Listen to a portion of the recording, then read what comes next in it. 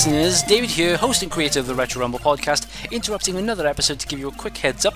Some issues occurred during the recording of this episode which caused the loss of the first 10 minutes or so. Our software of choice has been less than cooperative of late, and also there are occasions in this episode where my audio drops out. Once again, we endeavour to address any issues we encounter promptly, and hopefully it won't happen again. It's still a great episode with plenty of discussion regarding one of the most important FPS's, Halo, among other topics, and we come in at around the point where I and returning guest host Anthony and Taylor discuss Smash Brothers Ultimate,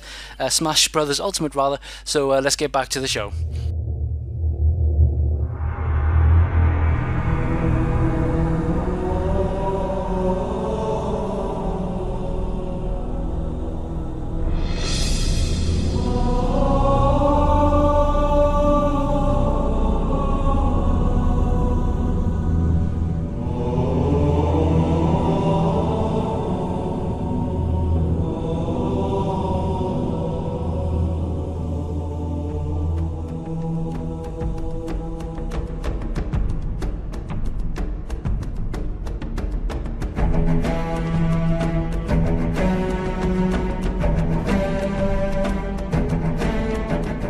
Didn't follow every single little fact about Smash Brothers Ultimate before it came out. I was just excited to play the game once it dropped, as opposed to some people around here. And I mean, that's how I did to them and everything. It was just like I knew the very rough basics of the game, like coming into it. Not like I didn't have any strategy to unlock everything and whatnot. It was just kind of pick it up, play it, have some fun with it, And it's a Smash game, of course it's going to be good, so it doesn't really matter all the details or whatnot. It's kind of like me as well, not that I have it, but I wasn't really, I'm definitely going to get it now that I've got a Switch, but I wasn't really that keen on seeing every little nook and cranny, or every little detail dropping and blah blah blah. It's a Smash game, of course it's going to be great, so I'll pick it up when I can pick it up. Right, yeah, exactly. But anyway, it's just a fun game. That's all it is. What's your view on it compared to previous entries in the series? Anything new?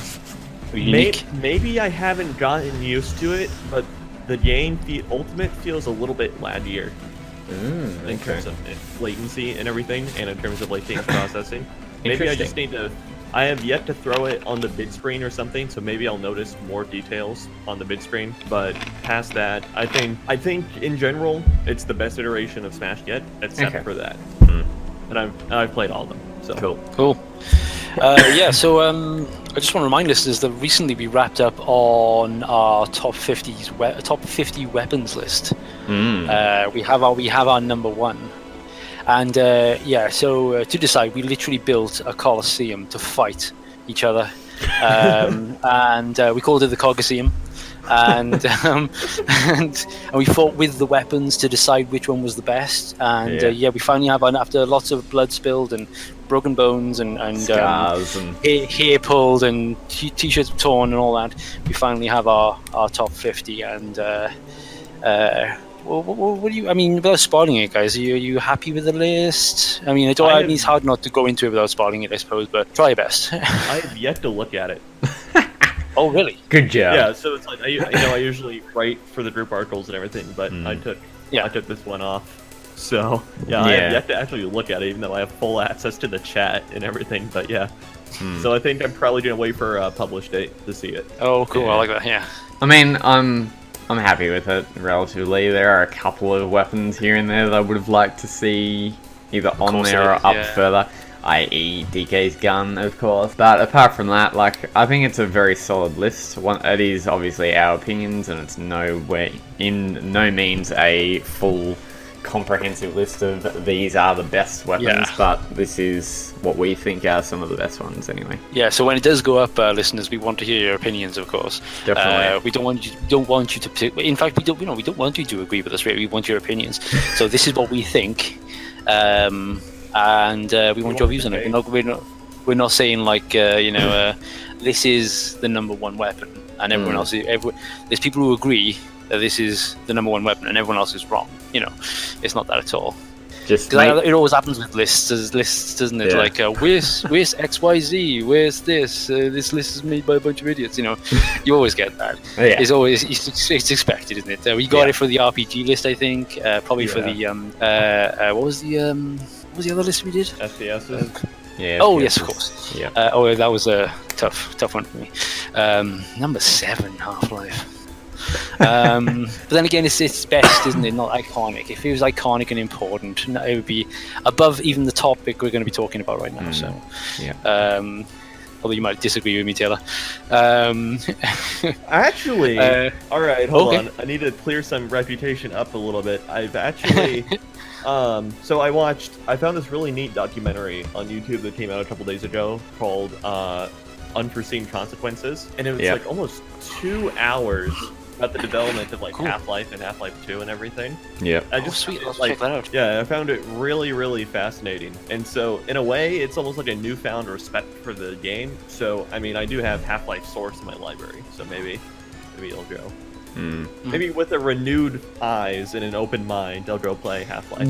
What you could do is, because there's a free version on Steam as well. It's not illegal or anything like that. It's all legit. Is it free?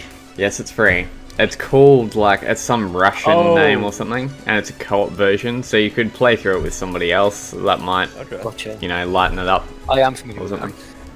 that. Okay.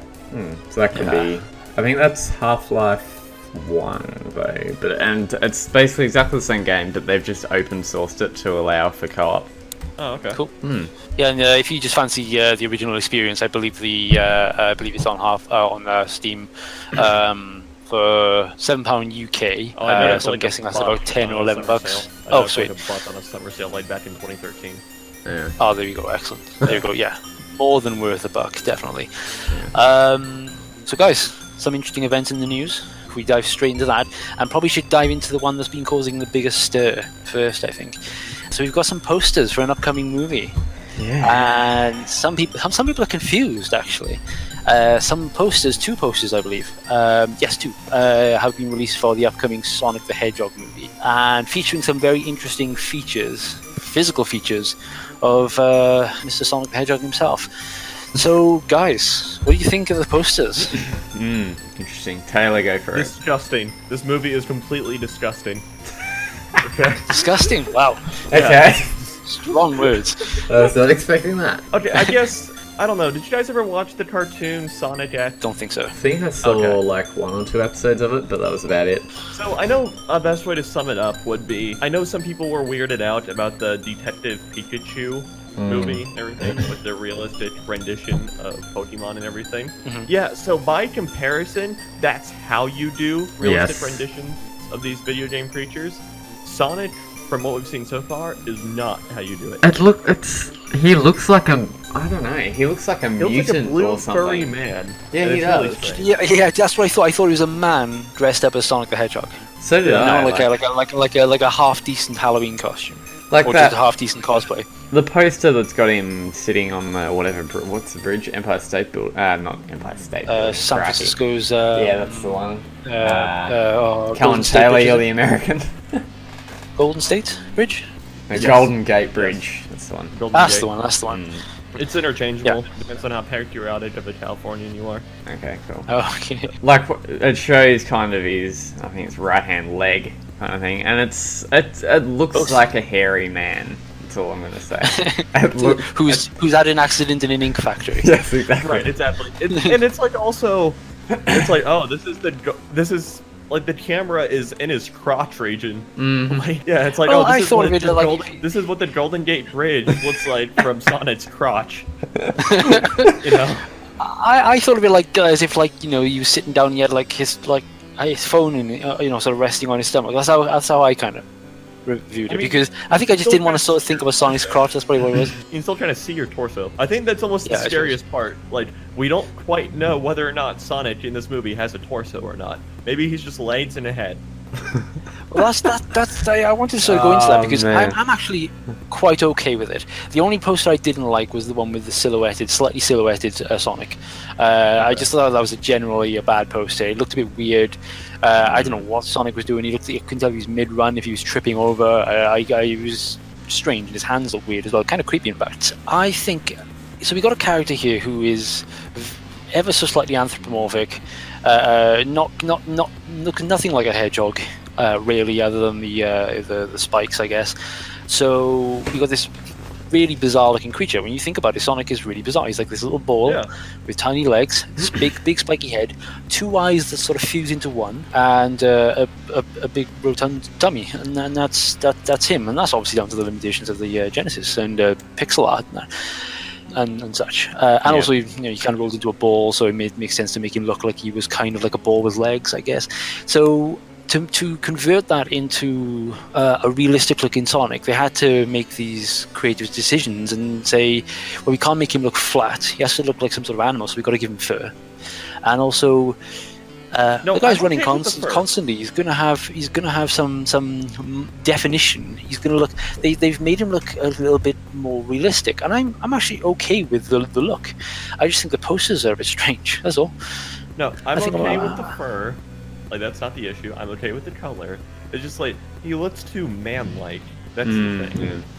Like there was no sort of like creative ideas thrown around. It's like, how do we make him not look like a man type thing with his limbs and everything? It's like, because as I think Anthony said, for all intents and purposes, this is effectively a dude with probably some spikes out of the back of his head and is covered in blue fur. Because of the way that sounds terrifying. They could have done, like, for instance, his legs, for instance, could have been a lot. I mean, Sonic doesn't really have that big legs, but they could have done something to not make him look human, I suppose. They could have made him a lot, like, for instance, in the poster, his legs look quite long, and yes, Sonic does have long legs, but you can kind of see the detail of the calf muscle and all that as well, kind of, through the fur, I suppose. And it just, you can't shake the feeling that is a dude in a blue suit. And I think they need to go in a different direction to that and make him look more animal rather than more human, I guess. He's a bit too anthropomorphized. Yes. Too humanoid. Yeah, I get that. I totally get that. And also, but we haven't had a full image of him yet, so. I think just in general, I don't think Sonic was a good character to bring into a live action-ish movie. Same. Yeah, just like out of all the characters. Just why? Like, why? Yeah, Who like, wants a Sonic movie? I do. Okay. I want a Sonic. I want a Sonic movie since I was like 14 or something.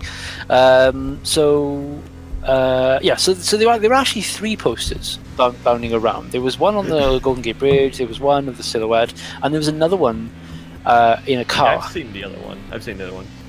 But apparently, people are really kicking up a stink about that one. But that one is actually, I think, either a fan job or it was an early design. A lot of people saying this is an early design. This is almost a mock-up or something like that, like a really rough design. And I really hope Sonic doesn't look like that, because if anything, he looks like a child in a Sonic Hedgehog suit. In that particular poster, is Chris Pratt in it? I don't know. Oh no, please. There was a guy in the car. I haven't probably really given the poster a good look or even a good read if there is any info on it. But the guy in the car is a cop. No, that's not Chris Pratt. It looks like him though, right? It does, but it's not. I forget who's in it now, but as far as I know, they're mostly unknowns, mostly B-listers. But that's not a big deal, obviously. But I mean, that's just. Well, they were going to put Paul Rudd. Paul Rudd. Yeah, Paul Rudd. Yeah, no, he was going to be the voice of Sonic, wasn't he? No, he was going to be the cop, and then they scrapped him. Oh, okay. Yeah, they've got some not virtually unknowns, but they've got some. Or he turned it down. I'm not surprised. He probably turned it down. Yeah, I wouldn't be surprised. I'm optimistic, guys. I love Sonic. Sonic is one of my favorite characters of all time. I love Sonic more than I do Mario, and much more important to me in my childhood, I think. And frankly, I think he's a more interesting character. I just don't think. I don't think the mainstream entertainment has dove into his story enough. There's a lot of comic books out there that apparently get quite dark, get quite serious, and also cartoony, and a lot of cartoon stuff which is a bit goofy and rubbish. Yeah. This is kind of what I've been wanting for a while, and the posters are okay, but they don't give enough information for me to be able to really say this film's going to be bad or good or what. I'm looking forward to it. I think it's going to be a fun film. Yeah. Fun at the very least. So I think it's going to be a mind-blowing film. It's not going to shoot to my number 1 film of all time. It's not going to knock Blade Runner off my number 1 spot. That's for sure. But I know that even if it was a bad film, I'd probably still enjoy it just because it's Sonic, and I think I'm not gonna. As far as Sonic's appearance goes, I'm not gonna cast any doubts or worries until I see some sort of trailer. Yep. I want to see a trailer. Okay. Obviously, that's around the All corner. Sorry, were you going to add something then? Nope. All good. No. Okay. Sorry. I thought you cut you off. I thought I cut you off rather. Cool. So, Anthony, what else has happened in the news? Some Yes. So now, more Mega Drive interesting stuff. so this is relating to the Sega Genesis. Basically, what's happened is Amazon have developed an app package that is going to include around 15 or so Sega Genesis games. On it, it's going to be playable on the Amazon or on all of, I think there's a couple of different models of Amazon Fire TV. Basically, it will be $15 for about 15 games, I believe. And the games range from the 80s to the 90s. And they are Alien Storm, Altered Beast, Beyond Oasis, Biohazard Battle, Bonanza Bros, Columns, Comics Zone, Decap Attack, Dr. Robotnik's Mean Bean Machine, Dynamic Heady, eSWAT City Under Siege, Game Ground, Golden Axe 2, Golden Axe 3, Gunstar Heroes, Rystar, Sonic CD Remastered, Sonic Spinball, Sonic the Hedgehog Remastered, Sonic the Hedgehog 2 Remastered, Streets of Rage through to Streets of Rage 3, and Revenge of Shinobi. So they're quite decent games. 75% solid lineup, I'd say. And apparently these run better than what the PlayStation Classic PlayStation 1 games run. But apparently, according to Digital Trends, the guys who have written this article, it will be playable in 2 different modes on a TV. It will be playable in the usual 4x3 mode, which is obviously a smaller mode but offers sharper details, or obviously full screen mode, which is a little bit less quality. These are buyable right now if you go onto the App Store on your Amazon Fire TV. You'll be able to buy them right now, and you can use either a Bluetooth controller or a Fire TV remote to play them. I was going to say, I was thinking of the remote control for a second, but I understand they have a controller as well. Yeah. So it's the listing is the Sega Classics app. So that's what you need to type into your place or app store, and you'll be able to find them there. That's pretty cool. Yeah, and it's a solid lineup. Some interesting titles like Biohazard Battle is a cool game. What was the one you mentioned before? Beyond Oasis. That was a bit of a surprise. I thought that was homebrew, but I might be thinking of something else. Oh no, it's also known as something else. Can't remember. Anyway, before we go off on a tangent, a solid lineup. Too many Sonic games. Some of those don't really need to be in there. I'll just point out this collection is also available on PS4 and Xbox One, but it is now coming to Fire TV, which is funny enough. What do we think about this? Like, do we think that they are doing too many kind of reboots of old series and just putting them everywhere incorrectly, or do they need to kind of stick to, because Microsoft and Sony have so many, like the Xbox 360 had like 3 different Atari collections, and that was just absolutely crazy. Do we think they're doing too much of this, or? I'm honestly at this point, I kind of think so. Yeah. To be honest, like where you. It's getting to that point. I think it's like I was kind of cool with it back when the NES Classic and everything when that came out. I was like, that's kind of a fun idea. But now we're all the way up to the PS1 Classic and whatnot. And it's just like, all right, it's like stop selling games that were released like 20 years ago. Stop reselling them. Come up with some new ideas. Yeah, do something new. And I've kind of feel the same way with sequels as well, like garbage sequels. Don't worry about bringing a new, Forza to the Forza series. Do a completely different racing series or something. Do something unique, Right, exactly. It's like do something unique, and then specifically for the Genesis for Amazon Fire. To me, this is actually a weird platform, especially with Amazon Fire. Thing, because it's kind of I could be wrong to this, but it's Amazon's competitor to Chromecast. Yes. And it's like this was by no means its like ever intended use case for it. But honestly, with some of the Genesis games, I'm not the most retro-versed person type thing, but that's a new name for the podcast right there. Retroverse. Retroverse. Yeah. Into the retroverse. Yeah, but like I only recognize a couple of these titles. And it's like honestly at this point I think if people want to play these games, they'll figure out other methods to play these games. Yeah, I think true. This is one of those things that's very campy. Yep. And so, yeah. Well, I have even better news for you, Taylor. Okay. They are doing a mini Sega Genesis. But what's the point? Well, this was announced back in it's still PS1 2018. Classic and Super NES Mini. That's literally the only reason. But we just got the Genesis games on the Amazon Fire. Whatever. Good luck to them. I mean, I'm done. They can put all of their content wherever they like. I guess everybody's allowing them, so why not do a mini console? It's not like I'm going to buy it, but anyway. Have you slightly off topic? Sorry if I'm derailing this a little bit. I thought you were alluding to it earlier. They've discovered that the PS1 Classic games run better. Yes, they do on the SNES Super Classic. NES Mini than they do on the actual PS1 Classic, and apparently it's also very easy. It's like incredibly easy to hack. Yes. And that doesn't really surprise me. There's been hacks already, but it already compared has. to previous They're attempts to selling hack your other Raspberry mini Pi. consoles, You're selling your Raspberry Yeah. Pi. Those are decent. it is. Yeah. It's a nifty little idea. To be honest, I'd be more interested in having a tiny PlayStation or a tiny Super NES as a kind of ornament that size than an actual Hanging off the functioning Christmas tree. Raspberry Pi. Right, hanging off the Christmas tree. Yeah, I'd be more interested in something like that, like some sort of really highly detailed, ornamental dust collector. And let's face it, these things are going to turn into dust collectors eventually. Yeah. Right.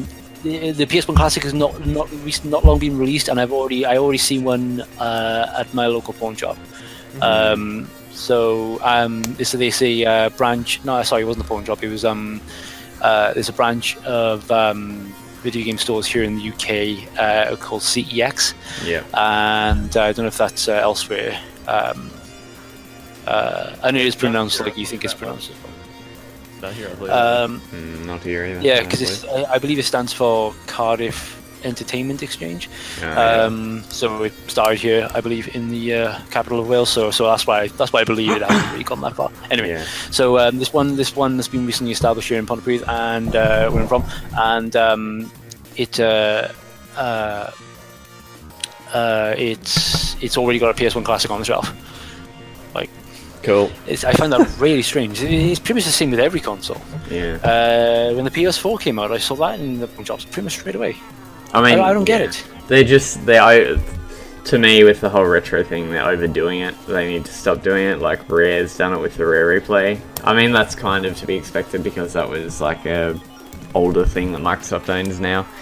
But stop saturating the market. You're just going to kill it for yourselves. Yeah, and I think the only thing it's got going for itself right now is that some of the games that they have featured on these machines are hard to come by. In the case of the PS1 Classic, less so. Yeah. In the case of the Super NES, I think some of those games are not hard to come by, but some of them are very expensive. Yeah, exactly. If you want to, Earthbound was on the Super NES Classic, I believe. However, I mean, with the PS1 Classic, it is essentially a emulator running a bunch of ROMs. That is, like, it's not built-in games on it. It's just got...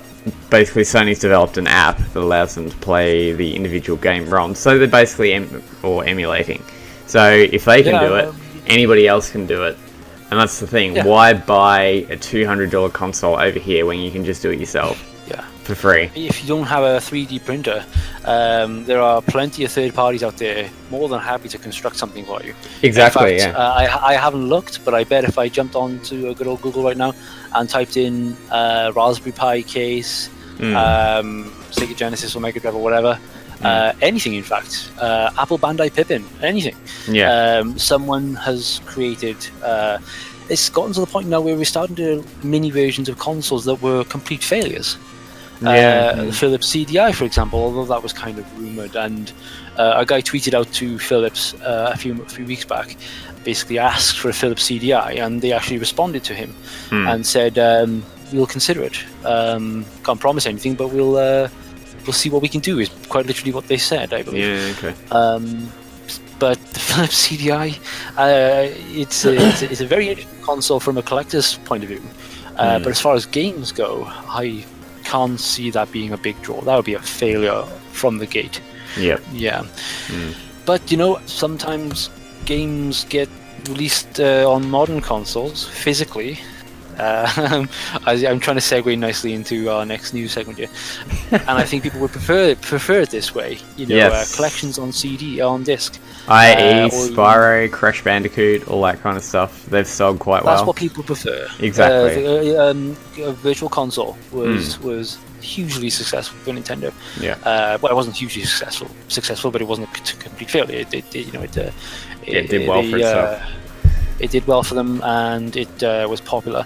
And, they were constantly updating it as well. I think it was like every month they had one or two new games or something like that. And they were reselling these games for a few bucks. But does the if job. you download something like Secret of Mana to your Wii or whatever for $7 or something like that, that's not really a lot for a game like Secret of Mana.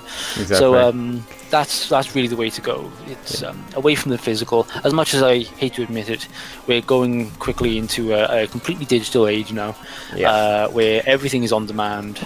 This physical media is very much dying. Even Blu-ray is pretty much done for the most part. That's pretty much a collector thing. I'm not sure on that one. It's going down. It's pretty much done for. I mean, the rise of things like Netflix and Amazon Prime, and even YouTube, are rivaling things like Blu-ray in terms of views, I believe. Right, but it's like at the same time, also, it's like you can't get 4K off those services. I mean, you can off Netflix, but you have to have like specific equipment for it. Oh, okay, well, so like it was with HD and DVDs versus VHS. When DVD players became cheap, and HD TVs became cheap, suddenly there wasn't rather, when what I'm trying to say here is when 4K TVs become common, when 4K TVs become standard definition. You know what I mean? And every TV is 4K, and they're worth about £400 or something like that. And streaming in 4K is no problem because everyone's got fiber and things like that.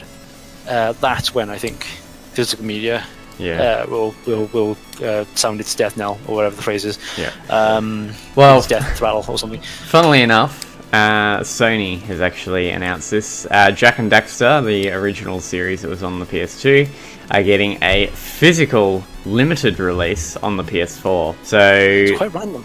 I know.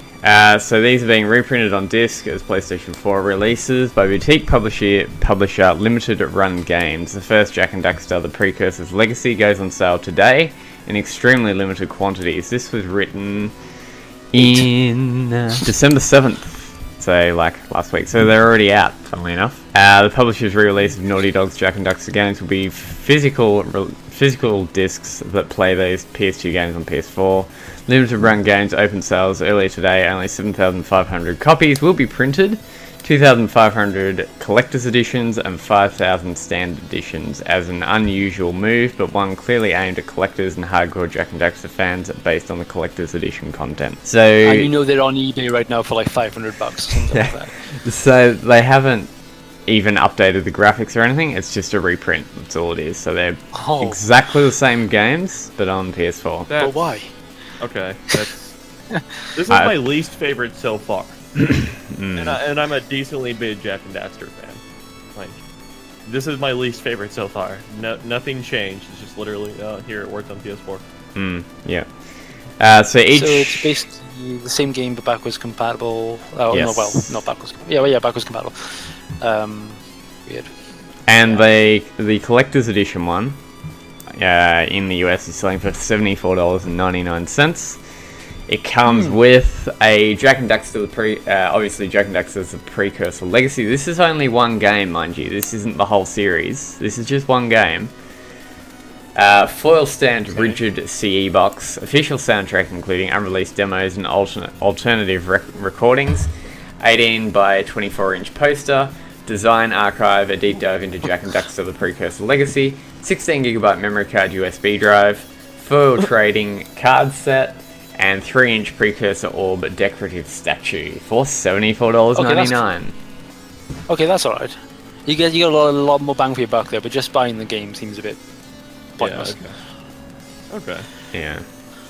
I don't get it, to be honest. So, do you think the only reason I can think about this, the only reason I can think that they would do this is as a kind of promotional thing, to put Jak and Daxter back out there while they work on a new game, and then follow it up with a new game kind of the to name kill out there time. again. More of a Get fanfare it. for it though. This is And I feel like this wouldn't be such a limited release run and everything, but I feel like they would, if like Jak 4 was coming down the pipe anytime soon, I feel like they would try to mass distribute it as much as possible. Mm. You know, they like try and get as many people invested into the universe as possible before Jak 4 drops. Yeah.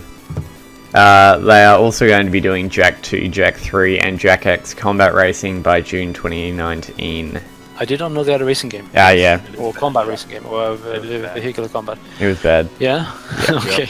Yeah, they're remaking it. Was it a different company? Was it not Naughty Dog, I take it? Or was it? No, Naughty Dog. Yeah, it was Naughty Dog. And they did Crash Team Racing as well, which was quite good. Although that was quite a few years earlier, but still. What I can't get over here is the price. $74.99 for a game that has... That's for For the one special game... Collector's edition, though, isn't it? Yeah, but still. It's one You game get that's statues. almost 20 years old at this point. That hasn't been redone. Like, bundles a bunch of physical merchandise. And Yeah, so- great. A memory card, for goodness sake. And the 20 gig memory card. Oh god. I mean, why? It's like 16 $16 gig right memory there. It's not even $15. I think it's like, What are you going to use a 16 gig memory card for? Maybe it's shaped like Daxter. No, it's not. It's not even shaped like Daxter. Wow. What's the point of life? I don't know. Yeah. Okay, random fun fact. I'm actually holding in my hands right now the first game developed by Naughty Dog. Oh, yeah. Okay, so enlighten us. I don't know what that is off the top of my head. It's called Rings of Power. Okay. And Cool. it is a very average, ugly, isometric RPG sort of Okay. adventure game. It plays like hell. It's awful. This is very clearly a product of a company who are just sort of trying something. It's horrible, you guys. I bought it as a curio. I thought, it's always good to see where things start. But they've come a long way. Let's just say that. Oh dear. I've just read So, yeah, Rings of Power. I've just read something else about these. Oh, okay, here we go. So, the mock... So, if you purchase all 4 of the games when they come out, you will receive a mock case. I'm not too sure what that means, but anyway. And the super special item that you will receive as well, that they say you need to make sure that you order all of our games to receive this, is... Take a guess. I couldn't even A try. non-refundable security deposit of $500. Basically, wallpaper for your PS4. That's it. Oh, okay. Oh my good lord. When you That's- said wallpaper, I thought you mean literal wallpaper. I was like, okay, that's weird. But Just an image. That's all you get. An image. Yeah. which you can probably copy to your PC and upload to a server somewhere so everyone else can download it. Mm-hmm. Probably. Wow. Okay. Okay. Wow. Alrighty then. Good luck to him. Have a good life. No, whatever you are. Please, no one buy this. I'm genuinely struggling to understand it Please don't and buy why this. they're doing it. Yeah. If it sells well, we'll have more. We'll have more Cash weirdly grab? bizarre. I wouldn't even call it a cash grab. Jak and Daxter have kind of more or less faded from existence. I think I've more or less hit the nail on the head. I think this is just a kind of promotional play. Because in fact, it's kind of when you look at the way we're talking about it, it's kind of ridiculous, and we're talking about it on the podcast. So we're doing they are puppeteering us. We're puppeteering. Here, hot take. So- Hot take. Jak 4 launch title for PS5. You heard it here first, folks. Yeah. I actually agree with that, to be honest. one of a few launch titles. But why? Okay, why the heck do you need to ramp up, public interest for Jak and Daxter? Jak and Daxter is sure it's faded from existence, but it is over here the people that I know anyway still remember Jak and Daxter quite a lot, and if a new game came out, they would buy it straight away. Alright. So I think anybody who bought a PS5, if it came with a PS5 or whatever, everyone would be thrilled for it. So they don't really need a reason to amp it up.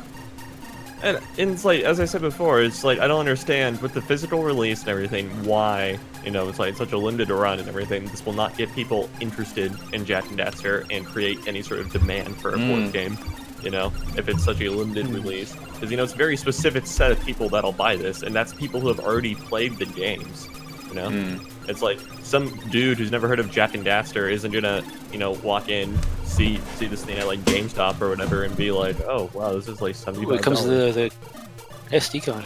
Yeah. Wait, is it an SD card or is it a memory stick? Memory card. Wait, so it's not even a flash drive? No, It's a memory like card. an old PS2 memory card. Correct. What am I gonna plug that into? A PS4 apparently. Where? Oh wait, no, it's based on it's a PS2 memory card with 20 gig capacity. Am I Yeah, understanding so it's basically a PS2 memory card with a different connector on the end of it with an adapter. Oh. Is all it is. Oh. But it's Okay. not a USB. Wow. It's not a USB. It's got this weird. It looks like a SIM card, to be honest, like the connector. Okay. I'll send you. What are you gonna use the 20 gigs for, even on a PS? Whatever. You know what? This product is dumb, and no one should buy it. Enjoy the image. There we go. And, Yes. All right. So if they're doing Chuck it Jack in here, 2 and too. Jack 3 a similar way, that's like $210 for, the trilogy. Yeah. Okay, so it's a cool looking collector's box set, but Once again, though, it's like this Yes. is going to appeal to new people. This is only going to appeal to people that have already played the game. yeah, this So is very much for that's- collectors. And it's like people who have already played the game would already be down for, a Jack 4. Wait a This doesn't second. bring any sort of new people into it. Oh my goodness! And they're giving you the mock box thing, the mock-up box. See that big box on the left? Yeah. Just completely cut that out because if you only buy one of these games, you don't get that. Okay, then. All you get is the design archive and the rest of the What's that items to egg? the right. Precursor orb, apparently. Oh, okay. It's not an a orb, it's an egg. hard-boiled egg. Oh, I mean, dear. in-game they're like AIDS, but Yeah, whatever. precursor egg doesn't sound as epic. Okay. But this is precursor orb. Guys, I think we should move on and get this game out of Yeah. our memories Yeah. and talk about chess. Idea. Because listeners, we're trialing a sort of like just a fun little mini segment here. Although I get the feeling this is not going to be much of a mini segment, but we'll do it. Where we're just going to ask each other random dumb questions and go with it. So my question to you guys and to myself is: if you, it's basically question of the week. I couldn't come up with a cool name of it, so that'll do. So if you were to design a video game chessboard, what characters do you choose for each piece and why? Okay. Yeah. Not necessarily why, just what pieces do you choose, but if you have your reasons, you have your some interesting reasons. Like, You had us think about this for a couple days, and okay. Yeah. Anthony, because it is a I kind want of to big hear. question. So I came up with two, mostly dependent on what I thought Anthony was going to bring to the Okay, table. So yeah. I want to hear his first. Cool. So for the, I'll just run through the pieces. For the Yeah, go in pawns. reverse order of power. Yeah. Yeah, You go. so for the pawns, I went with kind of an army, I suppose you could say, call it. Uh-huh. Which is, of course, this is a Halo episode, so what would it be without the Covenant as the pawns? So this is the Covenant as a whole. Out of the books, it goes into a lot more detail as to what the different species are. For anybody who doesn't know, the Covenant is basically a religious group of alien species that band together and basically try and wipe out humanity. They don't really want to, I suppose. If you read the books, you'll understand. They don't really want to. They kind Feel of obligated. yeah, they're obligated because they're standing in their way. They stumble across the human populace due to a human distress signal, and then they proceed to wipe out humanity off planets. For the Rooks, I went with Marcus from the... I was going to say Gears of War, God of War then. Marcus from Gears of War, crikey. Whoops. Which is obviously the main protagonist in the earlier Gears of War games, until his son took over, I think, in the newer ones. For the Knights, I went for Link, because he's kind of a knight, the princess's knight, Okay. out of Breath of the Wild and all the Zelda games. For the Bishops, I went with Master Chief as well, due to his power mainly. For the Queen, this is kind of a weird one, but I thought I saw her and then I was like, oh yeah, why not? Cortana, obviously, which is Master Chief's AI, I like that. which is kind of related to Master Chief, I suppose. And for the King, Kratos, of course, he's like the most powerful guy you can get. I'm surprised you didn't go for Master Chief for the King, because obviously if Cortana's the Queen and they're side by side most of the time, so to speak, they. I'm surprised you didn't maybe Well, switch this. Yeah. I kind of went with power, so So Kratos is a lot more powerful than Master Chief. Oh, that's fair enough. I get that. Yeah. Although the Queen is the most powerful piece on the board. True. Could argue that Cortana. Well, actually, they're from two different worlds, aren't they? So they can't really. I wouldn't even say they could compete in some fashion, because Kratos is like pre. Well, I don't know, but ancient. He could be Captain America. I don't know. It's like as strange as this sounds. So I don't know you guys is. Like Frozen. Yeah. Well, so All right. I kind of take exception to the fact, the Queen is the most powerful like piece on the board type thing. What? It's like Yeah, yes, she is. Yes and no. I mean, from a strict moveset perspective, sure. It's like obviously, right? Okay, we don't want to go that deep. We don't want to go that deep. Okay, We don't want to talk about chess strategy, but Never but go on. mind. No, I am actually curious. The Taylor, what's it call it? Of all knowledge. I don't know. I was trying to think of something cool. No, I don't know, but it's just like when it's like in reality, it's just like you have to. Whenever you play chess somewhat competitively and whatnot, you gotta flip your knowledge, or it's like you gotta flip like conceptions like that on their head a little bit. I get that. And it's like, yes, the Queen is the most powerful, but she's also worth like the second most points. So it's because you're probably gonna be playing inherently conservative with your Queen, to preserve the point value and everything. Her power gets super diminished, and so your most powerful person ends up being, like a rook or a knight or something, or a bishop maybe. Does that make sense? Yeah. Okay. I will spam the bishops. Zips up all over the place. Yeah. 'Cause I'm terrible at chess. I can play decently, and I'm shocking at it as well. I'm a poker player by profession, so I'm a strategic thinker, I guess. So chess is right up my alley. But my stepfather is a very good chess player, and I've only beaten him once. We haven't played for years, but I mean, like I used to play against him all the time, and I fluked a victory, completely fluked a victory. It's just like going to play, and I'm like, oh wait, checkmate.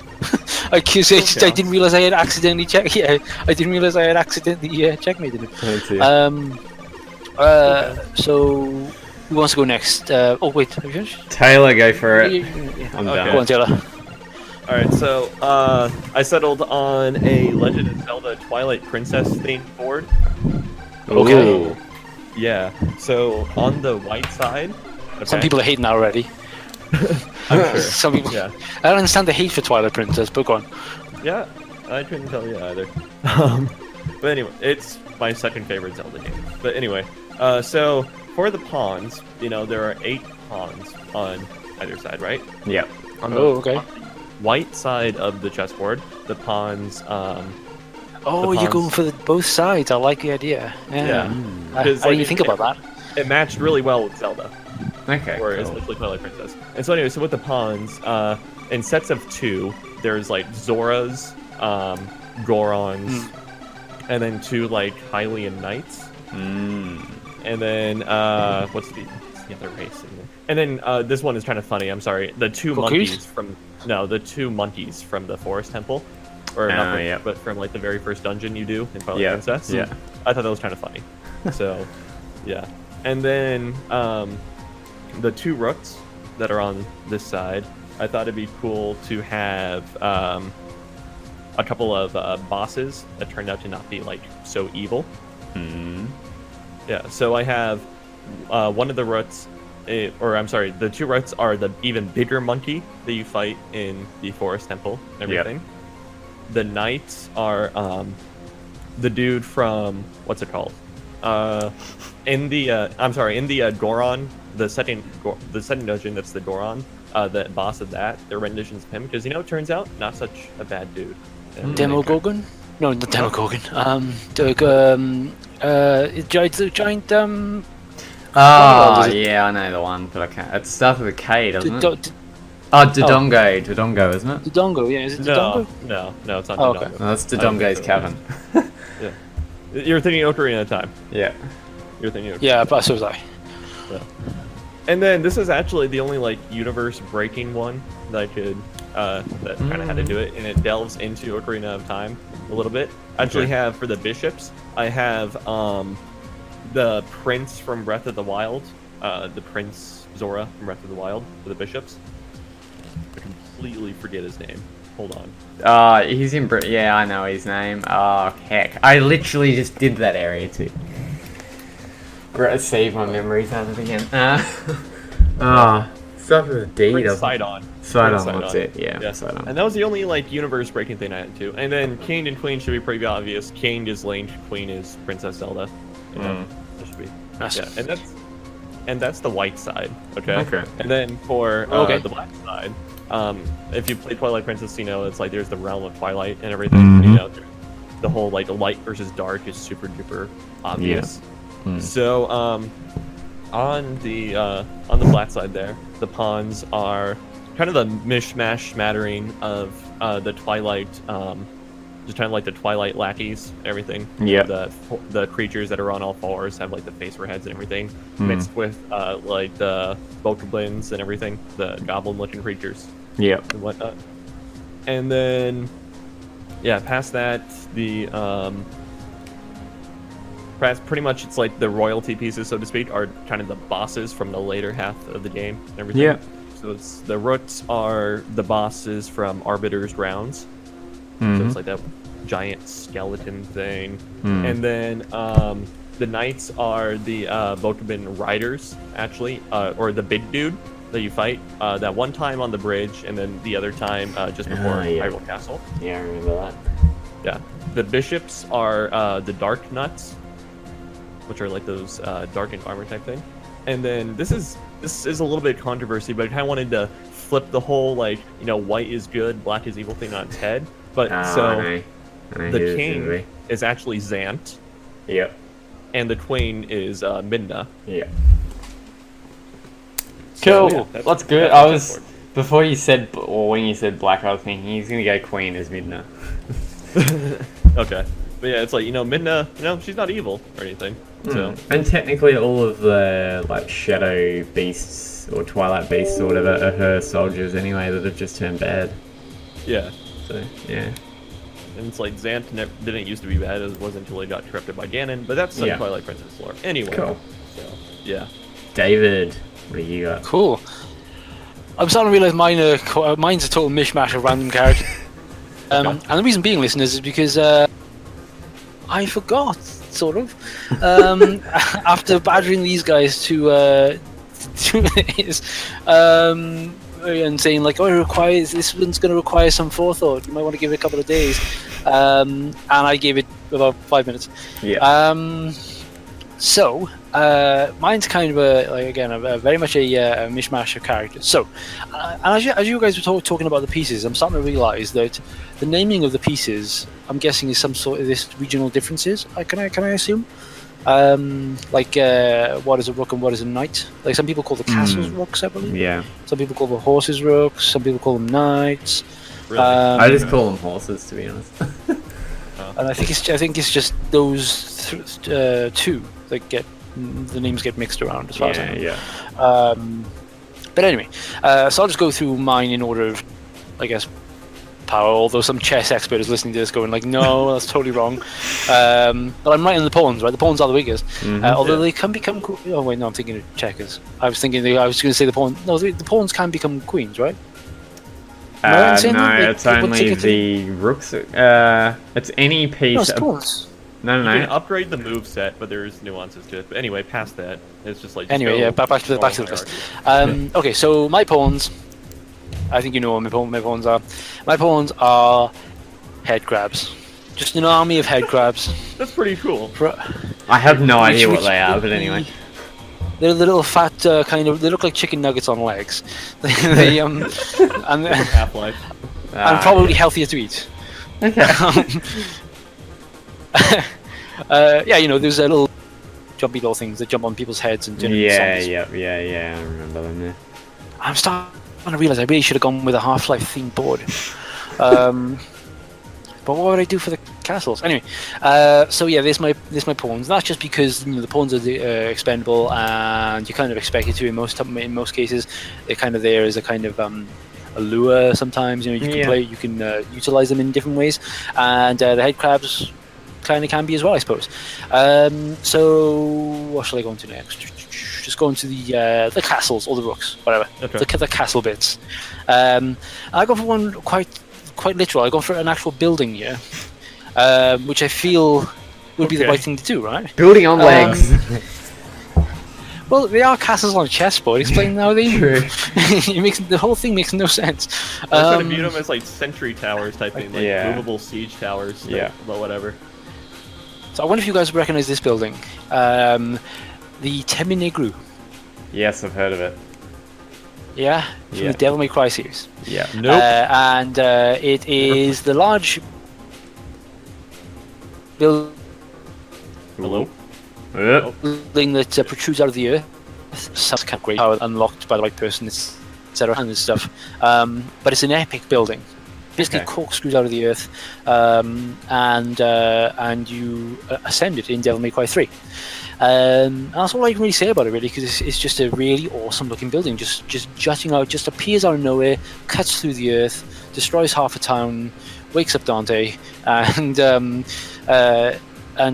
towers probably, I don't know, 50, 70 stories in the sky. Cool. And of course you fight your way to the top of it, and the epic battle on the top, of course.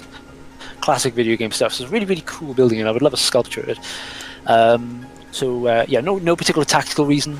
I didn't really allow myself the time to think about it logically or tactically or anything like that. I just thought of cool characters. Anyway, well, or buildings. Okay. Next up, then we'll go to bishops. Now, I was thinking about this. I gave this a bit of thought. The bishops can move diagonally, and when I think diags, I think of Sonic the Hedgehog. Oh. And also the sort of animated movie poster that went around for a bit. Do you see that? Where basically it's very simple, nothing special. It's just an animation of blue lines flying about, and then bad silhouette poster, and that's pretty much it. So yeah, when I thought of like a character zipping across back and forth and around the board, I just thought of Sonic the Hedgehog bouncing around. So that one actually makes sense, I think. The knights, the horses, Eponas. Oh no. I know there's only one Epona, but you know they are essentially clones of each other on the board. They're not different.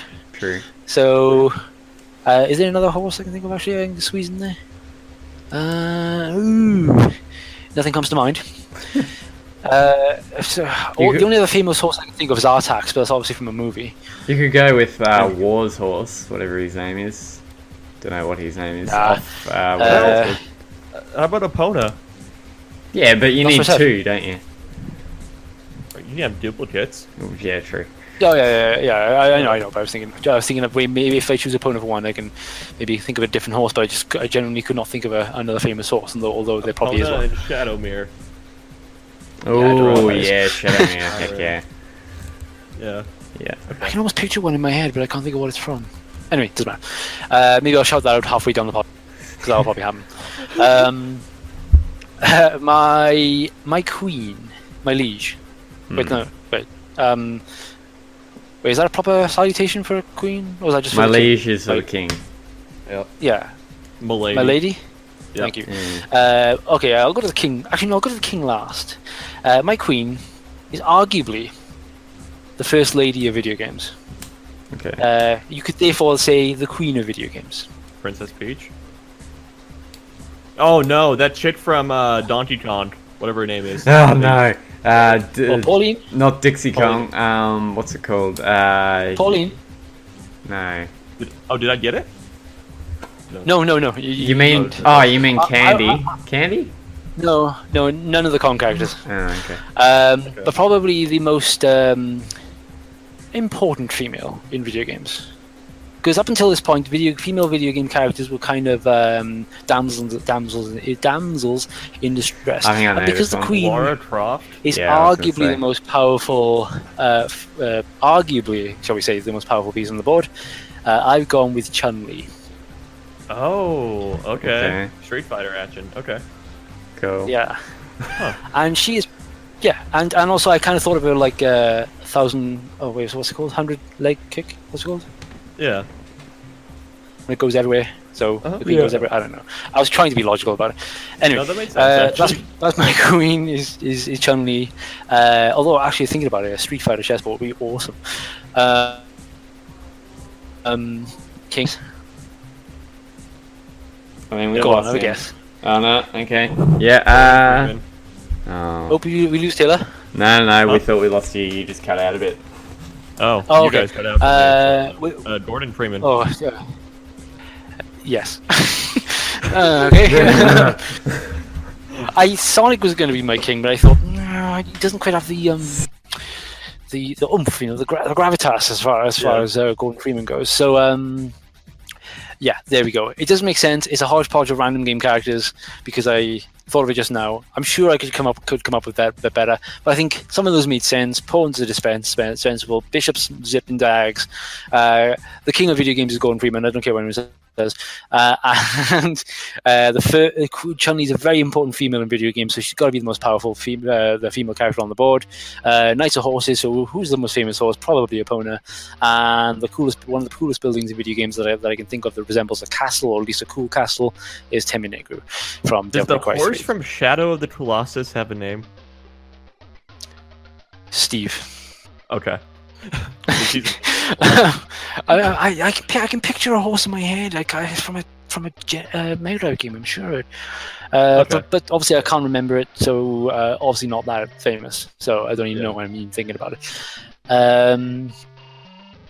Yeah. So there we go, guys. Okay. That's my random hodgepodge board. Okay. I mentioned I came up with 2 boards, but because Anthony didn't go full Halo, I thought my other theme board was a Halo. So really quick, in the front, the pawns, ODSTs, the roots are copies of Sergeant Johnson. Okay. So you go military Halo. Yeah. So it's just like, and then the knights are. Anthony, who are the 2 prominent other Spartan 2s? There's Kelly and. I can't remember his name. Okay, it's like Fred or something like that, so let's call him. Oh, yeah. And then the bishops are 343 Guilty Spark. Yep. And then King and nice. Queen, King and Queen, pretty obvious. You got Chief and Cortana there. So anyway, that was my other board. Yeah, I was trying to think how 343 would look on as a board piece because he doesn't have legs. When he stand, you'd have to be on like a kind of really thin, sort of like. I'm just thinking from a design point of view. I'm not criticizing. I'm just thinking. No, it's fine. Although personally, if I was to choose Halo characters, I would have grunts as pawns, just because they're the little tiny. So it's like I came up with the same thing. So it's like I do have the black side, but it's like Covenant theme. So yeah, it's just like so you have like the UNSC fighting the Covenant type thing. Yeah, it actually is Fred. Come to think of it. It is. Okay. Yeah, you got it right. Cool. We should market all these chessboards anyway. Yeah, definitely. There's a rather snazzy Zelda chessboard. In fact, they've all been out really. I've seen a Sonic one as well. And the cool thing about the Sonic one, of course, is that the chessboard is the color of the brickwork from Green Hill Zone. I thought that was a pretty cool touch. So anyway, yeah, what happened plastic. in 1989? What happened in 1989? Yes. So on to our next thing, guys. So yeah, cool chessboards. Although I think the best one was probably mine, just because of Gordon Freeman, because he would just lay waste to the rest of the pieces. Anyway, I'm just trying. I know what I'm doing. Good luck to you. Anyway, so guys, so let's see what happened. Let's go back in time then to our next segment, which is our history, or this week in video game history segment. And on this very day, released in Japan for the Famicom 29 years ago in 1989, was Sweet Home. And one game that is widely regarded as one of the many games that pioneered the survival horror genre. Although interestingly, it was actually an RPG. And it would be a great inspiration for the Resident Evil series. Most notable for the biggest comparison would be the plot. Basically, 5 members of an investigation team enter a house in the woods, not to investigate mysterious dead bodies or disappearances or sightings or anything like that, but to look at some frescoes that were painted on by the home's recently deceased artist Mamiya. And for those who don't know, frescoes are just basically mural paintings on freshly laid pasta. Creates like an effect, I think, or something. I'm not too familiar with it anyway. So when the team enter the home, they are confronted and threatened by the ghost of the artist. Following the encounter, the team then find themselves trapped in the home, and things get all crazy. And interestingly, somewhere in the game, you will find a note that reads, "You must escape this house of residing evil," and it's from that basically that we get the title Resident Evil. Where they chose their alternative title because Biohazard was taken by a metal band. So there we go. Yeah. 29 years ago in Japan for Famicom. Cool. Cool, guys. main topic time. Halo time, heck yeah. Oh man, okay. And Into it. Let's go. yeah, so Halo Combat Evolved. Now, let's dive into our first experiences with it, and I'll just get mine out of the way real quick, because I was very late to Halo, and this is quite interesting because I like Halo, but I don't think it's amazing. and on the flip side, Yeah. I mean, to bring up Half-Life again, you were late to Half-Life, and you don't think of Half-Life as being that great either. So it's going back to like what we discussed about how like when a game is completely fresh to you and no one's said anything about it or has not been promoted to you in any way. Well, it's like, I was late to Halo also, but I still think it's great. Oh, okay, fair enough. So my brief history is very late to most consoles. I got my hands on an Xbox, the very one I have still to this day. Draw sticks, but it still works. But it's plugging along. I got to give it to it. You know, it's a 18-year-old console, so roughly. So it's doing a good job. Anyway, so so I had that, and I was living in this terrible student house, even though I wasn't a student, and because I couldn't afford anything better. And one of my housemates said, like, I've got Halo. Oh wait, no, did he have something else? Doesn't matter. We basically got into a discussion about Halo, and he said, "I'll loan you my copy," and I still have it. And actually, Halo 1 and 2, and that's it really. I played it through, and we then had a follow-up discussion, and he said to me, "It's overhyped, isn't it?" Or something along those lines. No, he said it's not as good as everyone makes out, is it? And do you know what? To be honest, I think I was just a little bit ignorant, and I said, "Yeah, I do think it's a little overhyped." But of course, I didn't quite have I didn't quite understand the whole scene, and I didn't really, because to me, Halo felt like any other shooter, but obviously it wasn't. So I have appreciation for Halo, but it's not up there as far as like my favorite first-person shooters goes. And if you're wondering what my favorite first-person shooters were, or in fact, all three of ours go back to episode 12 and 13 to find. 12 and 13 to find out those. So that's basically my experience, guys. Very straightforward, nothing special. What about you guys? So, what was your first experience with Halo? All right, so basically, I got an Xbox 360 around 2008-ish, I'd say. And the only game, I was super young. I was in like 5th grade. Okay. Yeah, okay. And the only game I had with it for a while was Halo 3. Okay. And so I played it. That was my first Halo game. Played through the campaign. I loved it. I got pretty enthralled by it and everything. Xbox Live was a ton of fun. Like my buddies that I game with every night, I met on Halo 3. We still play games pretty much every night with each other to this day. So cool. There's that. And so it was kind of, that era was kind of the golden age of Xbox Live, in my opinion. Maybe a little bit biased there, but just like no, I agree with that as well. No, I can agree with that. You can provide see a bunch of great content, like Machinima and whatnot from that era, all stemming from Halo and other games also. But anyway, past that, and then it's just like, I remember it's like I wanted to know more about Halo and everything. I wanted to play the first other 2 games, because this is obviously the 3rd one. There must be 2 other games, right? So I went to Best Buy or whatever, and this was maybe around the time ODST came out. Yep. Because I remember, so ODST takes place around the same time as Halo 2 is taking place. It's kind of like in the weird simultaneously, as Chief is doing this is happening back on Earth type thing. And so when that came out, I really wanted to know about the other Halo games. And so I was going through Best Buy with my dad one day, and I convinced him, and it's in their discount bin section for $5 or whatever. They had original Xbox copies of Combat Evolved and Halo 2. Yep. And so my dad ended up buying them for me, and so played Halo Combat Evolved, mostly the campaign. I screwed around in multiplayer a little bit. Actually, it was relatively close to my birthday, so I think I had a couple friends over, and we actually played Combat Evolved multiplayer on Blood Gulch, of course, and and then played through Halo 2. Cool. And that's pretty much my history. Well, Anthony. Mine was not so. I was about probably 8, I'd say, something like that. And my dad used to, or it still is, a dental prosthetist. So he makes dentures for people. And he basically were at his work in a smaller country town in Victoria. And my brother had a original Xbox, and he just ordered Halo 1 Combat Evolved off eBay, and we're waiting for it to come in, waiting, and it was about 11 o'clock at night. Me being only 8, I was fast asleep at the time. And he got it ordered to my dad's work because we lived on a farm and it was a ways out. So he picked it up, got home, and then he was up till like 3 in the morning playing it. Nice. And then the next morning I'm like, what are you doing? And then he's still playing Halo. And he's still going, and I ended up watching him play it. And I suppose in a sense I was late to Halo as well, but it's probably because of my age, because of my upbringing and whatnot. We weren't really allowed to play violent video games, I suppose, and watch stuff, so I was not really allowed to play it for a bit.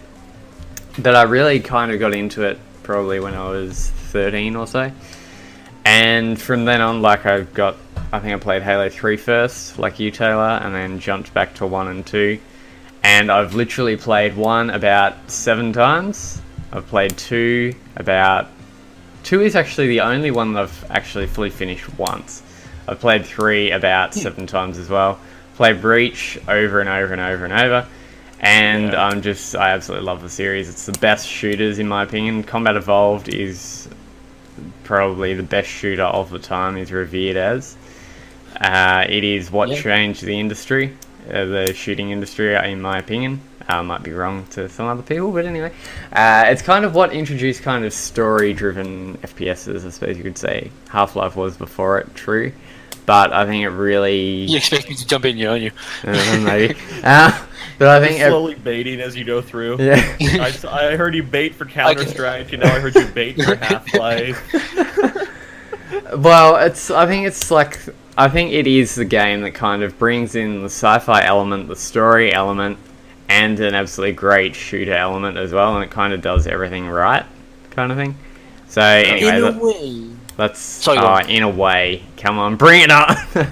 No. That's my history with it. Go on, Anyway. I'll let you finish. No, I'll let you finish. That's Oh god, did I just say that? That's such a horrible thing to say. I'll let you finish. That's not what I meant to say. Thank you, Johannes. Yo, I'm really happy for you, and I'm gonna let you finish. But took me a while Valve made to climb the down from greatest my ivory. FPS of all time. It took me a while to climb down from my ivory tower so I can tell you, because I was so high up there. What I meant to say was continue, and then I won't interrupt you. I'll continue after you stop speaking. Cool. After you finish. Well. Anyway, so in a way, I agree with you that it was important, story-driven for story-driven FPSs. It was important, limited to home consoles. For the genre overall, Half-Life definitely was the... Combat Evolved was on PC, my dude. Later, though. Later. 2003, I think. But initially, it basically... It stapled... you could argue the GoldenEye did it first, really. But it hammered home that the home console... You don't necessarily need a keyboard and mouse to play a first-person shooter. Up until that point, even after Half-Life, first-person shooters were still pretty much a PC thing.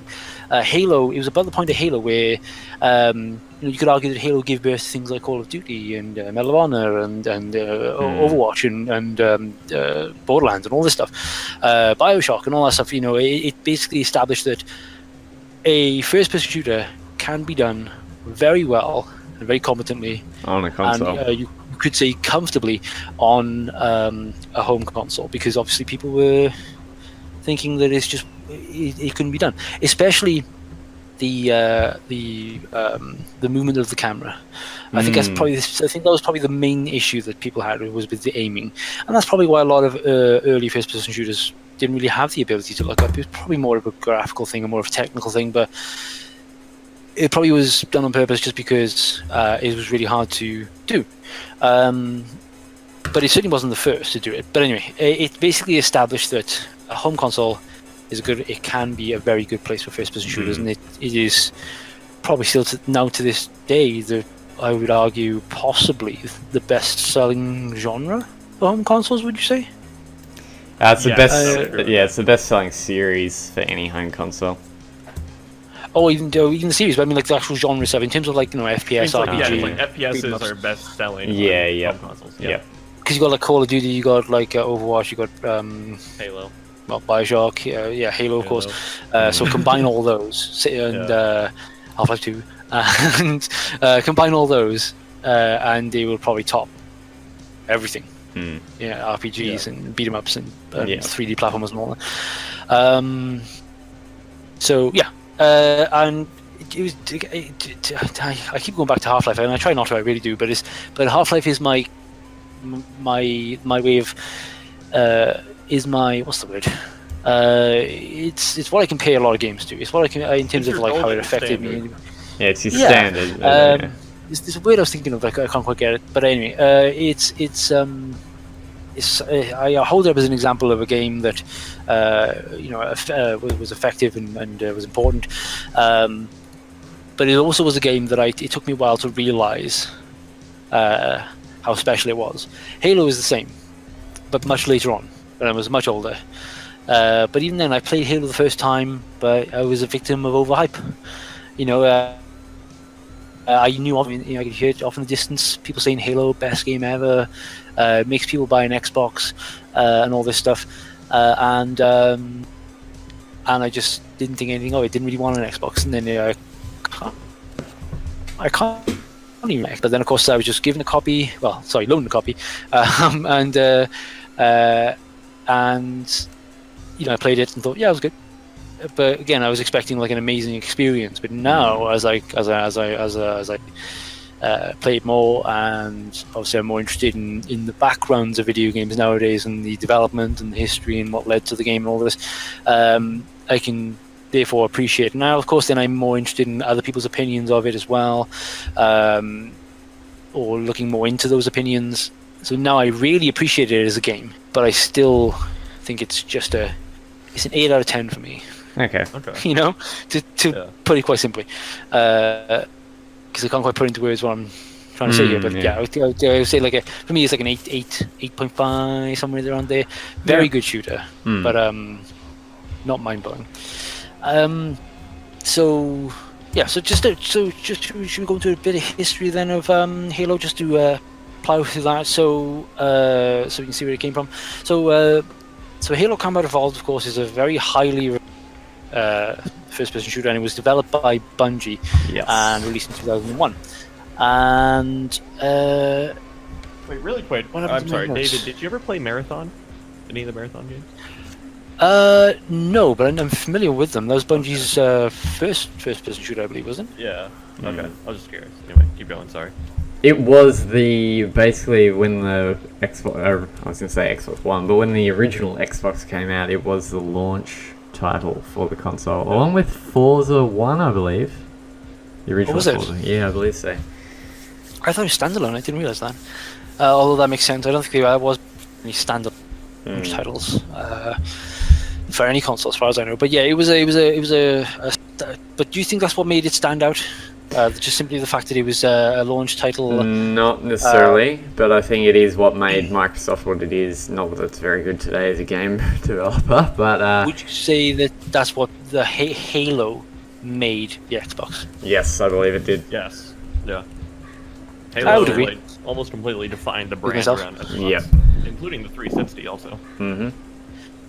So there were a bunch of other shooters released at the same time as well, like Red Faction, Unreal Tournament, Serious Sam's sequel, Max Payne for a third-person shooter, and bigger games even then, like Devil May Cry and Grand Theft Auto 3. But Halo, as far as sales goes, shot right to the top. Yeah. Obviously, launch titles you can kind of ignore most of the figures a lot of the time, like Tetris, for example, was packed in with so many things. Well, it was packed in with the Game Boy, and that's all like crazy, and it was released on a bunch of other different things. So to say that was the best-selling game of all time is a bit. Super Mario World is another one. Super Mario Brothers 3, and Sonic the Hedgehog 1 and 2 as well. But anyway, obviously it did stand out above all else. So it was a it is a very important game to a lot of people, and its standing is deserved, definitely. So to go into a bit more history then. So development began in about 1997, and in this year, Bungie were hard at work on an RTS called Myth 2 Soulblighter. And Bungie were only about 15 members strong at this point, and a small group of these 15 sort of just started on a side project, just randomly, and it was originally envisioned as another RTS, just like Myth, and but this one they focused on realistic physics and 3D terrain and such, and they wanted to release it for the I don't think it was the Apple Mac. I've written the Apple Mac here, but it's not. I don't think it was. My familiarity with the Apple and Macintosh computers is not. But as far as I know, the Apple Mac was a specific type of PC. Anyway, so the project began under the code name. What do you think the code name was? The code name was obviously thought up on the spot. You can tell these guys were young. Isn't it Midnight something? No. I'll give you a clue. The first word is an animal. The second word is a type of food, I guess. But together they conjure a different image. Sure. Monkey nuts. Oh, cool. Okay. I would never get that. Wow. Okay. So for some reason they called it monkey nuts. And also, by the way, just for funsies, Crash Bandicoot began under the codename Sonic's Ass Game, because it was envisioned as a 3D over behind the player kind of game, and the developers joked about how you spend most of your time playing the game and staring at the character's butt, so they call it Sonic's Ass Game. But then they briefly changed it to quite simple. Well, to say they changed it is not strictly true, but it was changed to Blam very briefly because lead designer Jason Jones couldn't bring himself to tell his mother the real code name of the project. It was made up on the spot. Oh yeah, it's Blam, because it's a shooty thing, and So at this point it was an RTS game, and obviously it did change. But what do you think would have happened if it remained an RTS game? Do you think it would the Xbox would be what it was today, or do you think something else would have been more important, like Forza was released alongside it? So maybe Forza would be Halo.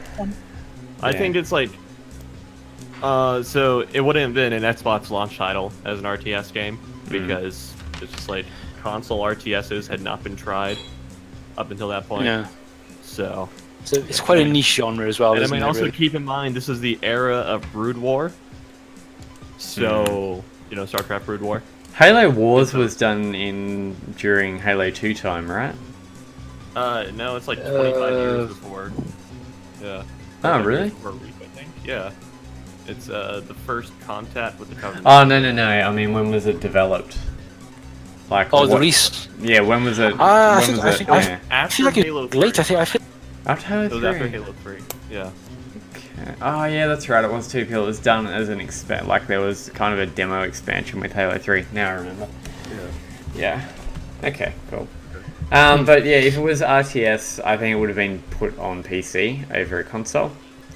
And then forgotten about. Yeah. Or on a computer, rather, because, it was for the Mac originally. Yeah. Yeah, although they did eventually decide to put it on Windows as well. Or at least that was the original plan, because 2 years later, at the 1999 Macworld Expo, Steve Jobs first announced Blam, which at this point was renamed Halo, as an exclusive for Mac OS and Windows PC. And the goal primarily here was to highlight Apple's newfound focus on gaming, because around about this time, PC gaming. Yeah, around about this time, PC gaming was really becoming PCs were becoming more like gaming consoles really than anything else, in a manner of speaking, because obviously they were getting more powerful. So before the conference, industry journalists were secretly shown a demo of Bungie's new RTS Halo, and they were said to be very impressed. So it'd be interesting to see or to play even the original Halo. Although I imagine versions of that have been fully scrapped. Well, actually, no, I doubt it. It's probably treasured by someone. It'd be Bungie, on some floppy disk somewhere or something, I'd say. In a cupboard or something. Or it'd be treasured, maybe. I don't know. It could go two ways, couldn't it? It could be in a box in an attic space, or it could be on a shelf, held up as something very important. So the game continued development as an RTS well into 2000, and then surprisingly, it completely changed. Not to a first-person shooter though. Initially, it changed to a third-person game, and was then shown off at the Electronic Entertainment Expo. I always struggle to say E3 in its proper full name, but yeah, E3 of the year 2000. And part of that idea, why it was changed into a third-person action game, was that the initial goal was to create a game that was epic and open, and they couldn't really capture that from this kind of from-the-sky perspective, top-down RTS view that you would traditionally get. So they just thought, quite simply, for the sake of the demo, we'll just change this specific section into a third-person game instead. And kind of ran with it. Cool. And the game that they showed at E3 displayed a starship which had crash landed on a mysterious ring structure that orbited a star, quite similar to the original opening of, or at least the original game, the opening gameplay of Halo. And this version also displayed early versions of the Covenant as well. So very much a lot of this third-person game stayed as it is. The Halo, the Mjolnir armor was fairly samey as well. It was more black and grey though, and probably nowhere near as cool as it ended up looking. I'll say that. Then the biggest shift in development occurred in mid-2000 when Microsoft, desperate for something special for their upcoming video game console, announced that they had purchased Bungie. And then, a year later, Halo became a first-person shooter when designers wanted more immersion yet again. The third person just wasn't doing it for them. Microsoft, then having acquired Bungie, relocated the entire team to Seattle, who were then inspired by the surrounding mountains of their mountainsides of their new office, cliffs and whatnot, and waterfalls and greenery and all this, and with the goal of creating a sense of epic scale and openness, incorporated a lot of those sceneries and images into the game. So the second level, when you're on a beach, a lot of that imagery was inspired by Seattle. Although I mean, is there a beach in Seattle? I don't know. If you can say, is there? Okay. So I don't know how you could compare the two. I mean, what's that second level called? I almost had it then. Silent Cartographer. Yeah. So for a second I thought it was the name of the place it was set, but that does not look like Seattle. But it's just those more natural aspects of Seattle, I guess. Anyway, so I lost my train of thought. So yeah, with the they incorporated a lot of that scenery into the game, and this sense of openness was something that was frequently encountered. Wasn't frequently encountered in the genre. Most games, even including Half-Life. Because you can't. It's hard not to compare Half-Life really, because they're both very equally important in a way. They're both milestones of the genre, and although Half-Life did a lot for the genre, Halo brought in that sense of scale. But and again, you can play if you're young, like I was when I first played it. I was completely ignorant to what I was playing, and there is a genuine sense of epicness. One of my favorite things about Halo, aside from the music, is on the Silent Cartographer level and many levels. When you're on a Halo, you can see the halo in the horizon curling upwards into the sky. I just love that. Yeah, and that is again that scale that they were going for. So you feel like you're on this ring. It's absolutely brilliant. Most games were like super linear, like GoldenEye, or just rooms of monsters like Doom, and even Half-Life, as influential and amazing as it is, did not feature this kind of scale. It would then become an exclusive for Microsoft's shiny new console, the Xbox, and the subtitle Combat Evolved. excuse me. The subtitle Combat Evolved was then added following suggestions by marketers that the simple title Halo was too vague and didn't really suggest any military-themed shooter. That would be good. That wouldn't be suggesting enough to, or descriptive enough to basically say that this is a shooter game and it's better than all the others. So they then went with Combat Evolved, because obviously Combat Evolved sounds like it's something essentially ahead of its time. And would you say it was ahead of its time? Yes, 100%. I would, yes, also. I would agree with that also, because, like, I think one of the big things that made Halo stand out at the time from all the other games that we mentioned, like GTA 3, Serious Sam, and whatnot, is that it had a more fully realized world and universe around it, in my opinion. And it's like that same logic is why I think Mass Effect was so successful. Also, is because up until that point, up until Halo's release point, rather, it's like no other game really had such a fleshed out world and universe that it just kind of set you in. Like from the very get-go on Halo, it feels like like the universe around you is fleshed out and everything. There's been history here, events that happen. I totally get what you mean. Yeah. Yeah, there is a sense. There is a sense that you are. Sorry, go on. And I think that's like one of the big things that let it stand out. And it's like they were willing to tell you about it. Whereas opposed to half my knowledge of Half-Life and everything, they kind of hint at some stuff and everything, but they don't go into specifics all that much. They kind of keep it vague and simple. And Halo is like, it feels like you're a part in a bigger picture. So even or a drop in an ocean, I think of it as, you're a drop in a very vast ocean. Even if you haven't read the books or played the previous games or whatever, you get the feeling of Halo 1 that there is more going on than just what is going on in this Halo kind of thing. And you are really kind of fighting to get off and to, do what you are kind of created to do, I suppose. And it's very much, it gives me a feeling like I've never felt from any other game. Like it makes you, it really feels like you're in this epic universe. Yeah. That of just pure epicness, I suppose you could say.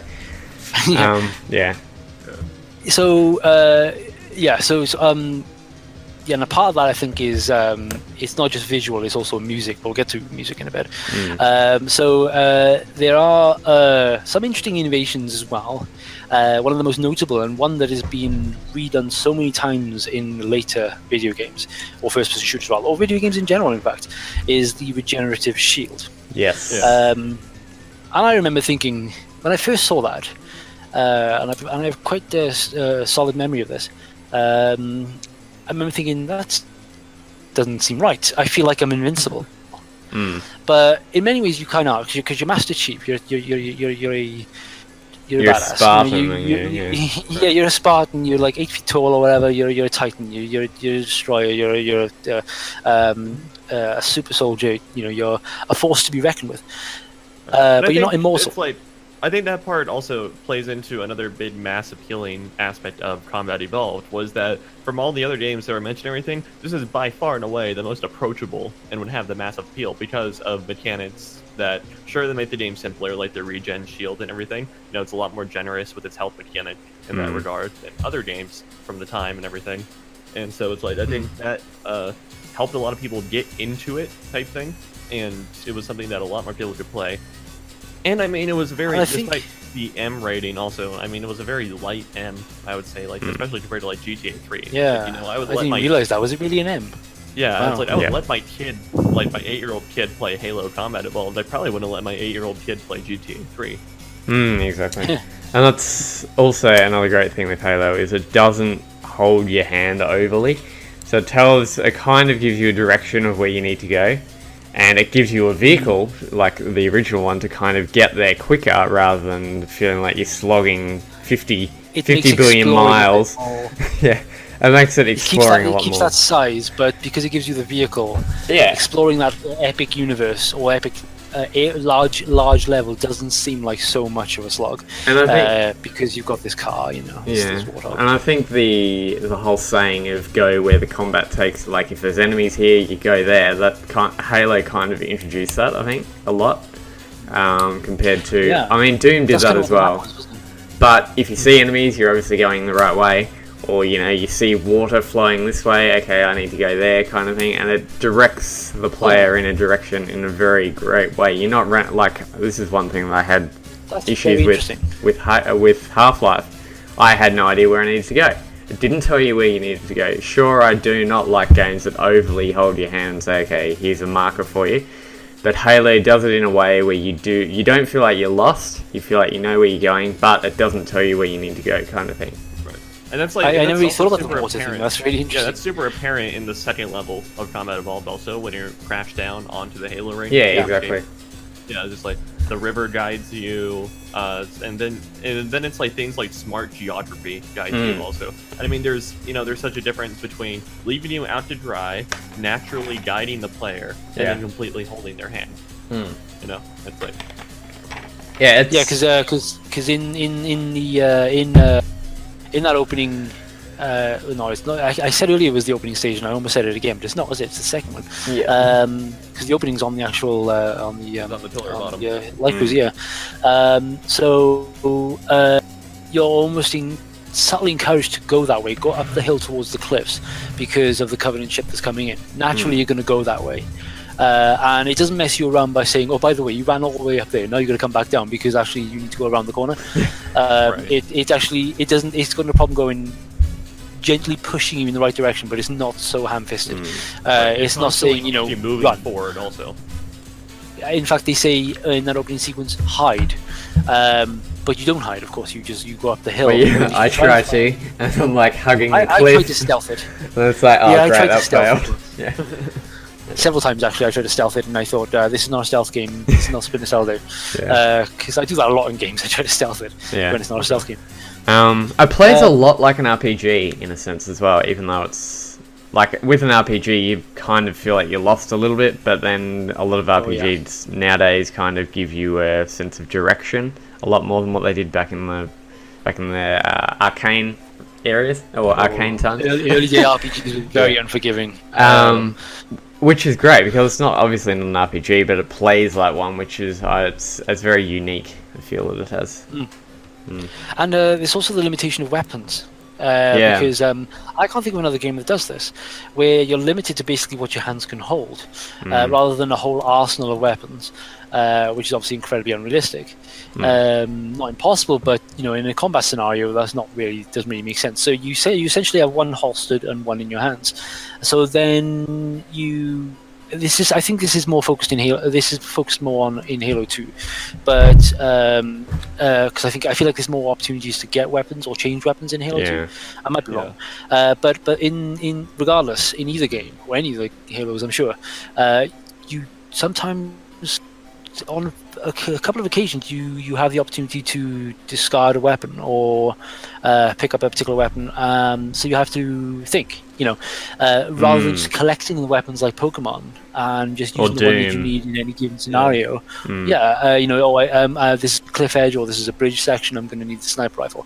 This is a close quarter office block or whatever, I'm going to need the shotgun maybe, or the assault rifle.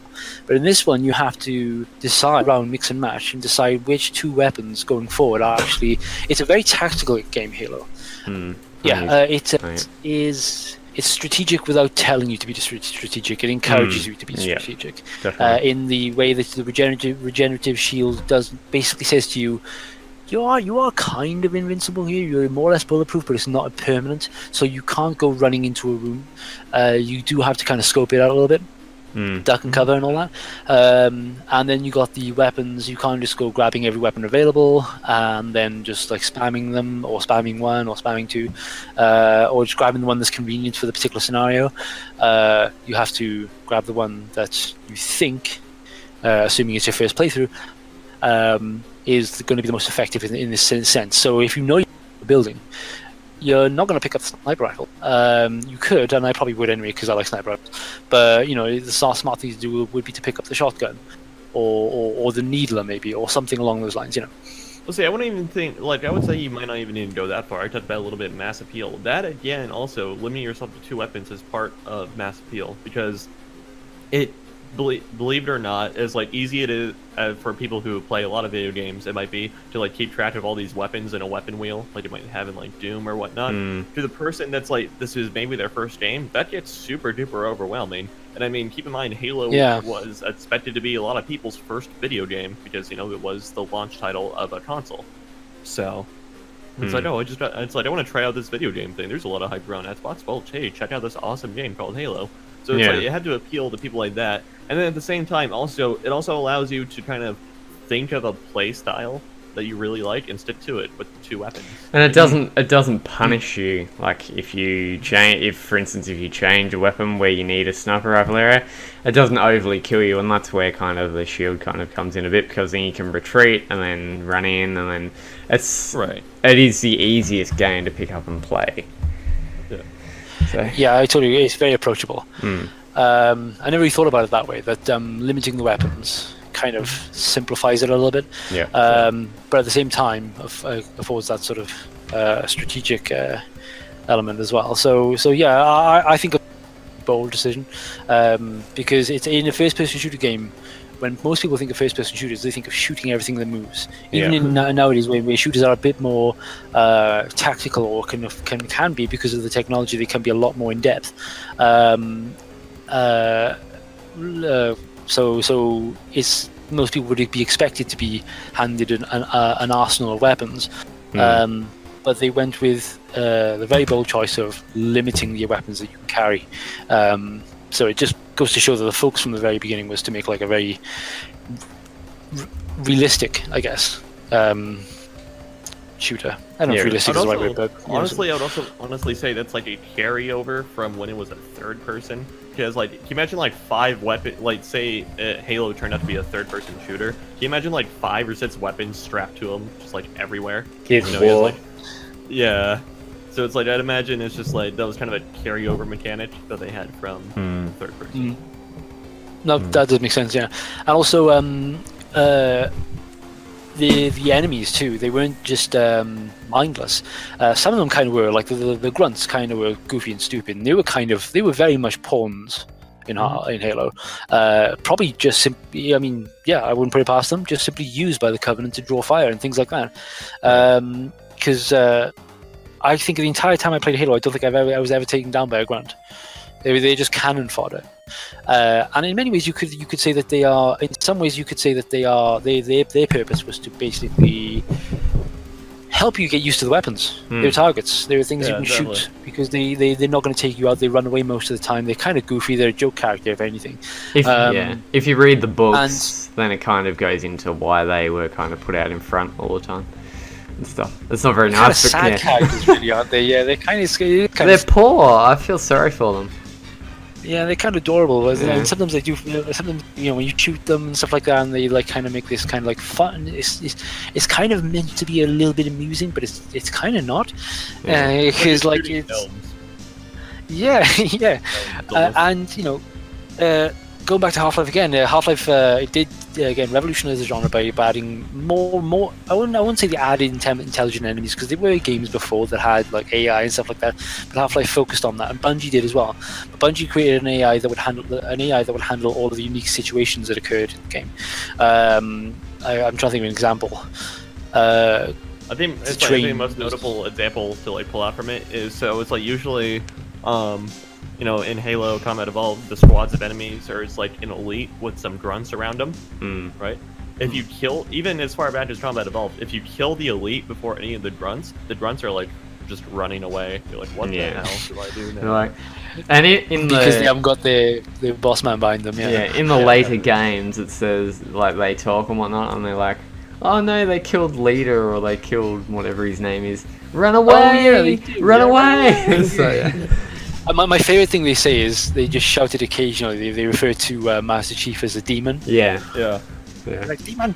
It's kind of adorable. And I think in 1, they couldn't talk in 1, but I think they could only say, like, the only word you could understand was demon because of it, which is Oh, okay, that's probably why it stands out. Hilarious. Yeah, because in Halo 2, on occasions, you can kind of sneak up on them while they're more or less having conversations. Not really conversations, but they're like a kind of like, where is he? Or something along those lines. I can't remember what they say exactly. But they, I don't know if the AI or the game has been coded so that they actually can have conversations, or They're scripted conversations. it's kind of funny because I would have thought so. Sometimes I would just sort of stand there and let them talk because they were kind of muttering to themselves like two little children sort of somewhere they shouldn't be, and not being very subtle about it either. Going like, where is he? It's they're great characters overall. In fact, all the enemies are in Halo. None of them feel like none of them feel shallow. Every enemy feels like it has a bit of a purpose. Because you got the elites. Obviously, they're meant to be like kind of like, I don't want to say tanks, because they are literal tanks in Halo, isn't it? But those big blue guys called the brutes, the ones with the orange cannons and the big blue shield body. Yeah. Sometimes you call more than jackals. The jackals, or yeah. That's what I was thinking of. So every enemy has basically the tank enemy. So now you're gonna have to use your weapons and the terrain in some cases. Because the amount of times I used to jump over them, run up to something, jump on it, and then jump over them, do a 180 in the air just so I can shoot them in the back. Didn't need to do that, but I could, and it was so much fun as they swung for me and I jumped over them. And turned around and shot them in the because obviously the back is their weak spot. Yeah. So I would argue, you could argue that all first-person shooters have this, but Halo for me had enemies that represented different challenges. So you had not so much the grunts. The grunts were practice. The elites were a very balanced enemy. I thought they were powerful. They took a good few bullets, and they also were a formidable force as well. They could fight against you. Sometimes I would find myself going one-on-one with an elite, and it would take a little while just to get a good few rounds in him, because they were quite tough. And then you got the jackals, and they're again different. You can't just go running up to them. You got to keep your distance. You got to watch out for that cannon. They're not too afraid to punch you in the face, with their giant arm or whatever. And then you got those. Wait, aren't the jackals the ones with the shields? Yeah, but they're not big and they don't punch you. They've got plasma pistols, though. Yeah, that's right. That's another example of like unique enemies that represent an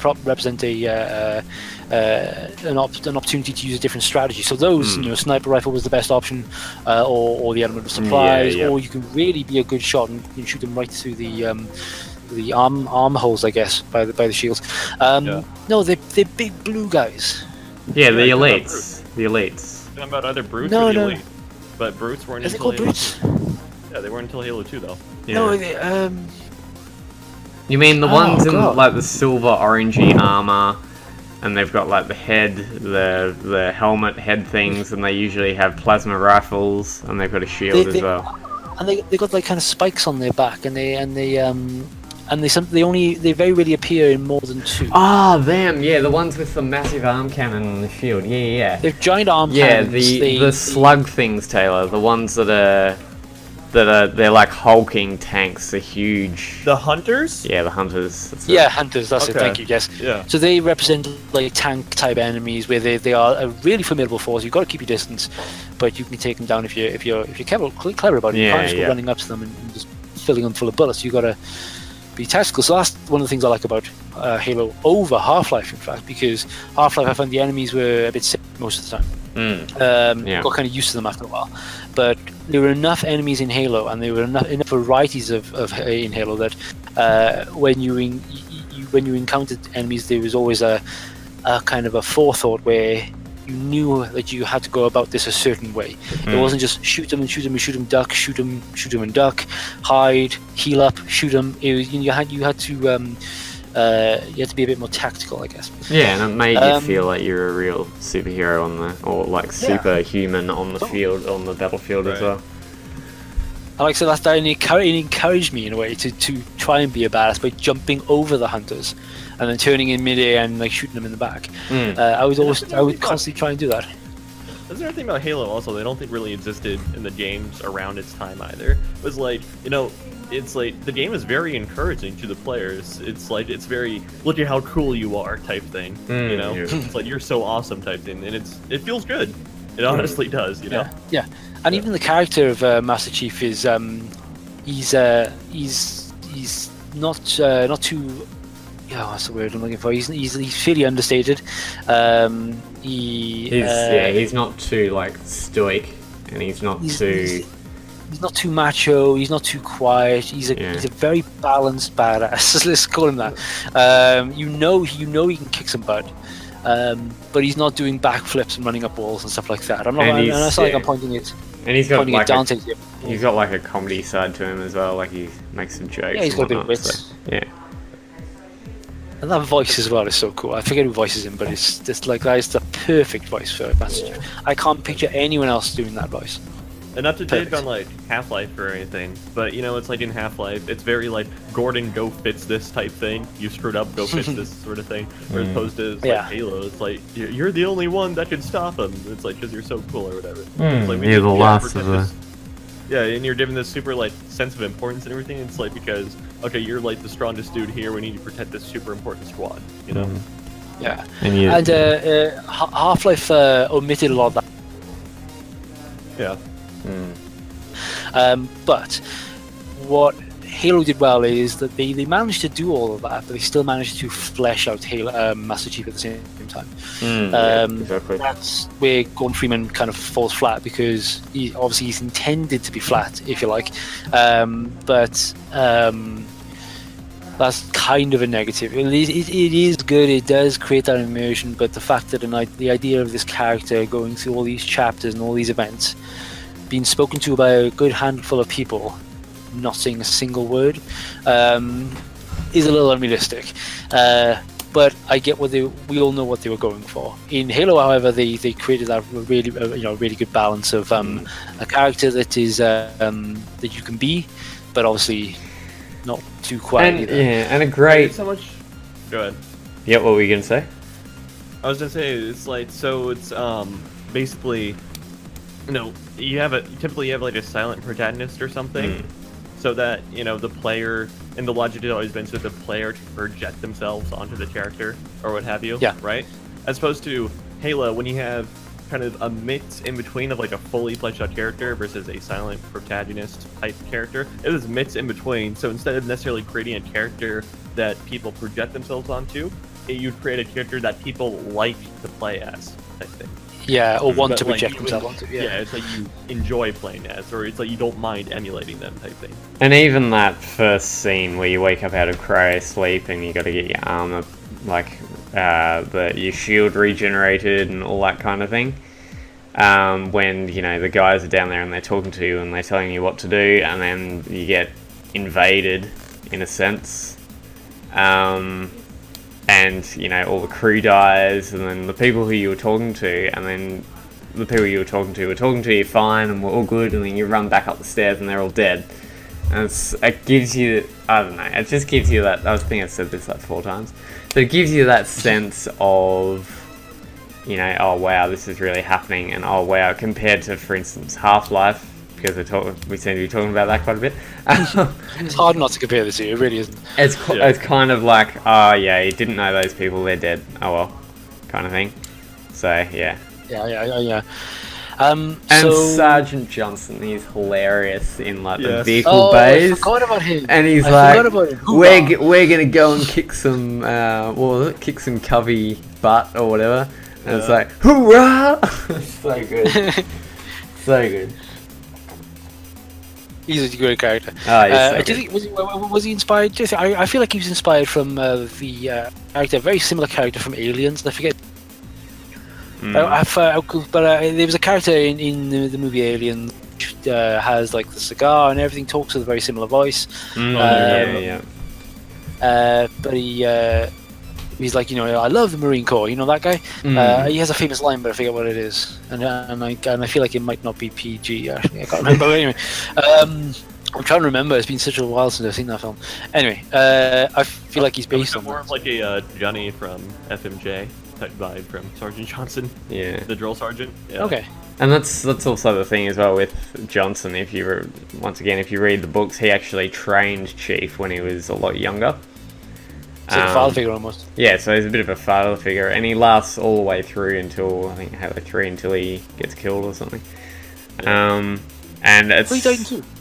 No, he died. No, It he was died 3. in 3. Oh, he almost dies in 2. With the flood, yeah. Yeah. Yeah. I suppose a bit late now. I was going to say some potential spoilers here, guys. He dies in 3 at the end when you're on like the snow halo ring type thing. And it's just like you just fought Guilty Spark or what have you. Yeah. By the way, guys, I feel like I probably should have mentioned this earlier on, but I've not actually played Beyond 2. Okay. Really? Okay. Cool. Yeah. So that's kind of why I wanted this episode to focus on the first Halo, because if we did the whole series, I'd be kind of lost for the most part.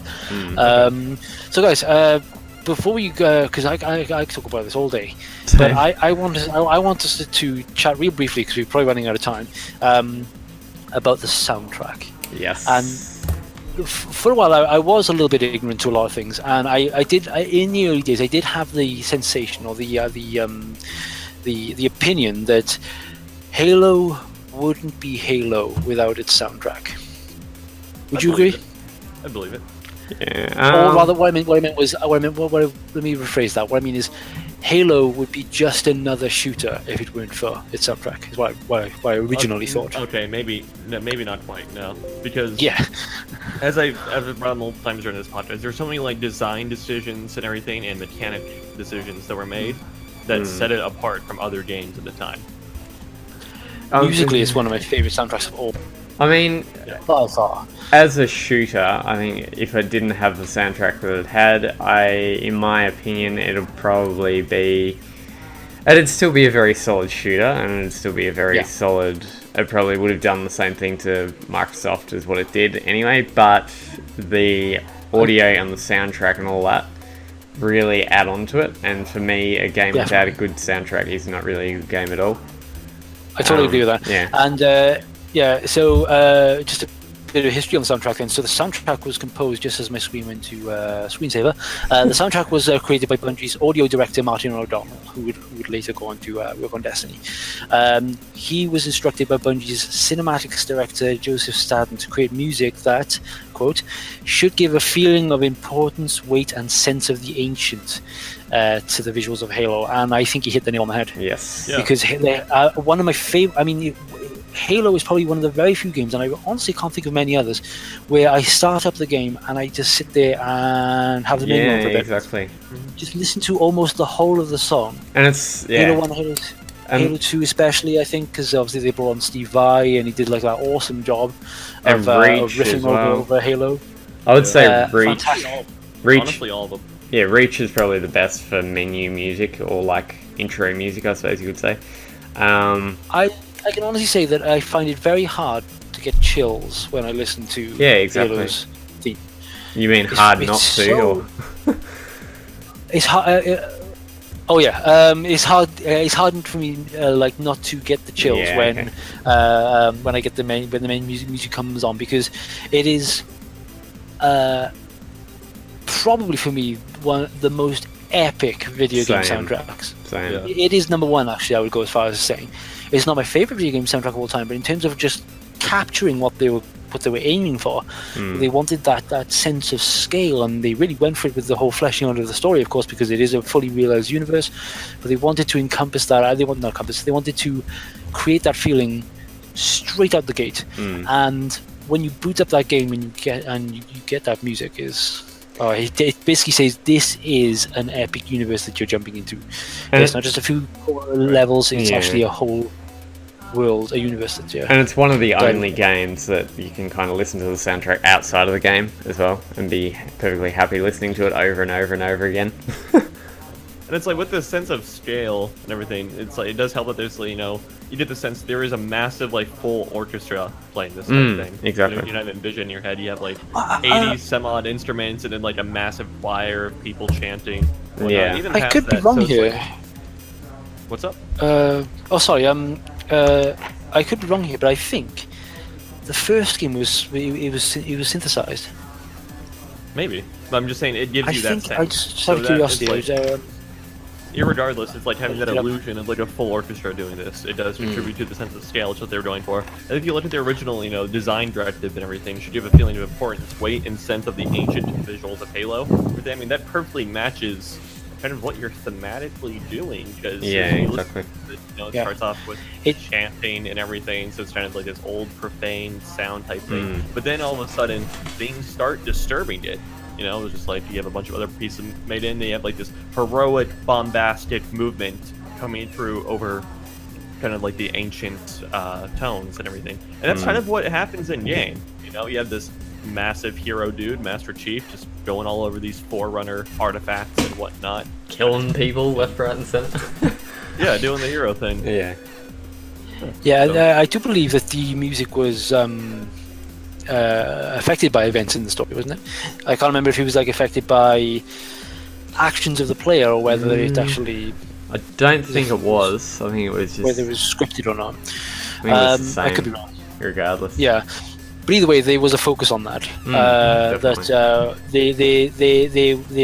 There's lots of quiet moments in Halo where the music is very either non-existent or very gentle. Almost you forget it's almost there, and then it comes in at certain moments. I think when gets raided, when that music comes in and you get that. Am I thinking right? I might be thinking of something else here. There are scenes where like the music kicks in and basically says like, "All right, time to suit up." And so yeah, I get a sense of when I listen to the Halo soundtrack, I'm observing something monolithic. Like a kind of like a Ark of the Covenant kind of thing. It is a bit bigger. But that Halo 2 electric guitar, you can't beat it. No, you can't. It's so good. Oh, you're talking about Steve Vai? But Yeah. just, yeah. I think Yeah. they call it the Mjolnir mix on the soundtrack or whatever. But yeah. I think I'll do the video of. Can you hear me? Okay. Yeah, go. Okay. I would love to link it into the show notes because it was one of the guys who I believe was present when Steve Vai sort of jammed with I forgot his name. Basically jammed to the Halo 1 soundtrack to create what he made for Halo 2, and there's a whole like 20-minute video of him doing it on YouTube. So I'd love to link that in because I think Steve Vai deserves some respect. He genuinely is an amazing musician. Definitely. And he added to it. He really did.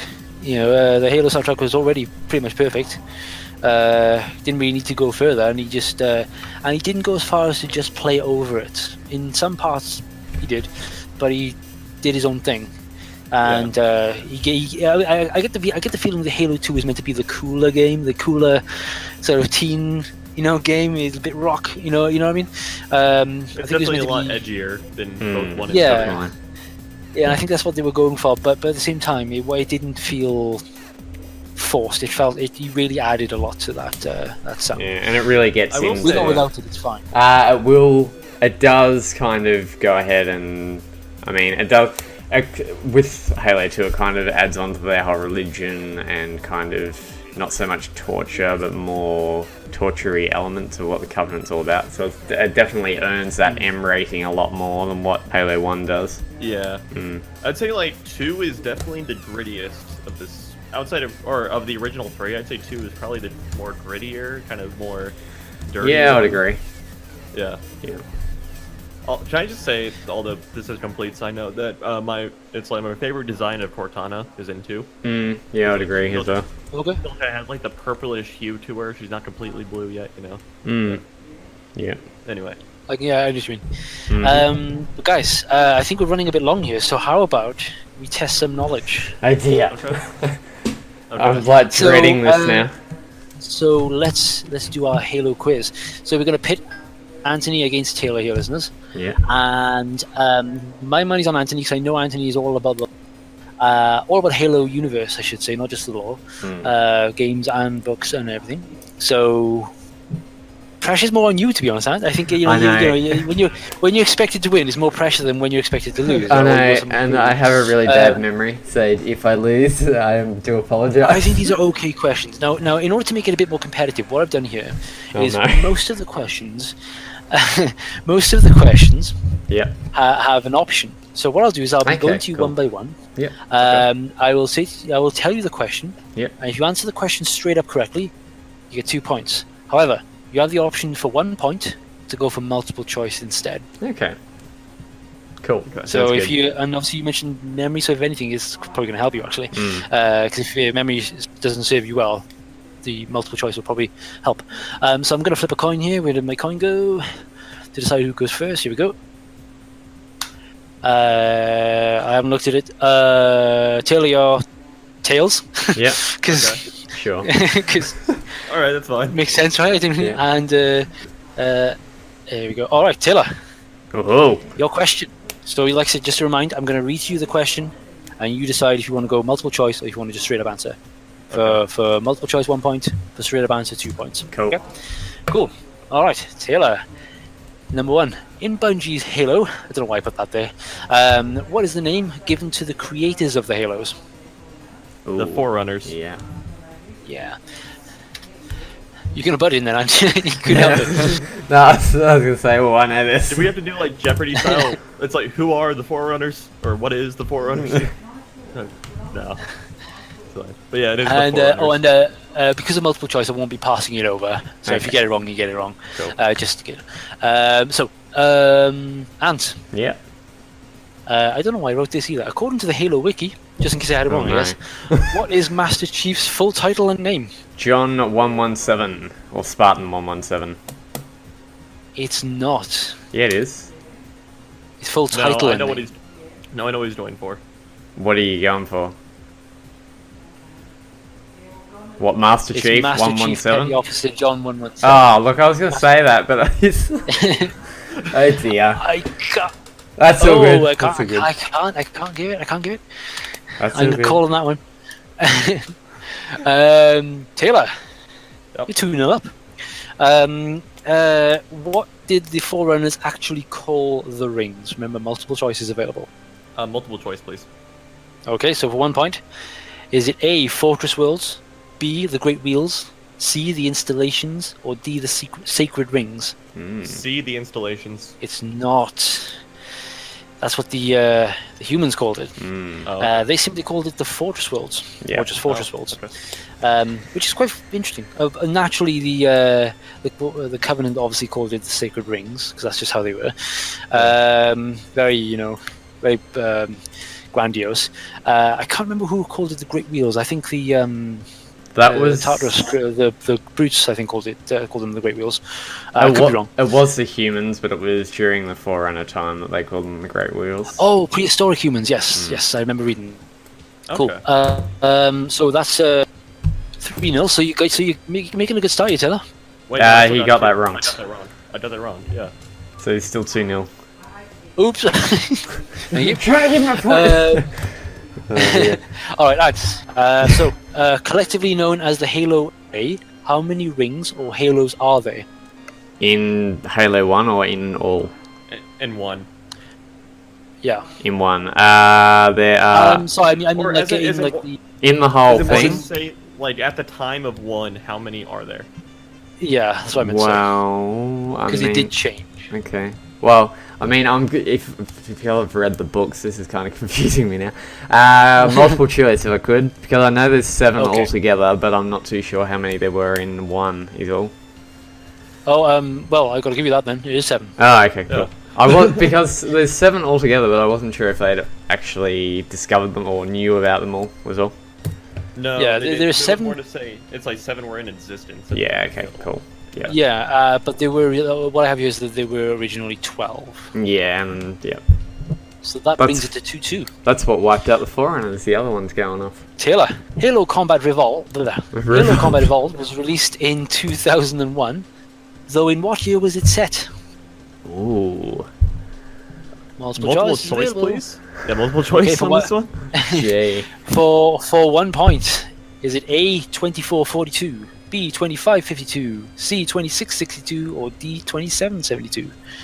B 2552. Yes. I 3-2. see. I knew it was in the 2500s somewhere, but just like I had a feeling it was just Oh, like I should have said I didn't- 2552, 2525. Yeah, but yeah, so I knew it was in the 25 somewhere, but it's just like I couldn't just spot on Cool. answer exactly 52. Anyway, yeah. Alright, guys, it's pretty close. Cool. Ant, Mm. your question. Halo Combat Evolved begins following the events of the Fall of Reach. As members of the UNSC escape and beginning. Oh god, I've written this really bad. Halo CE begins following the events of the Fall of Reach as Yep. members of the UNSC escape and beginning the game aboard which light cruiser? The Pillar of Autumn. Oh come Awfully written question, wasn't it?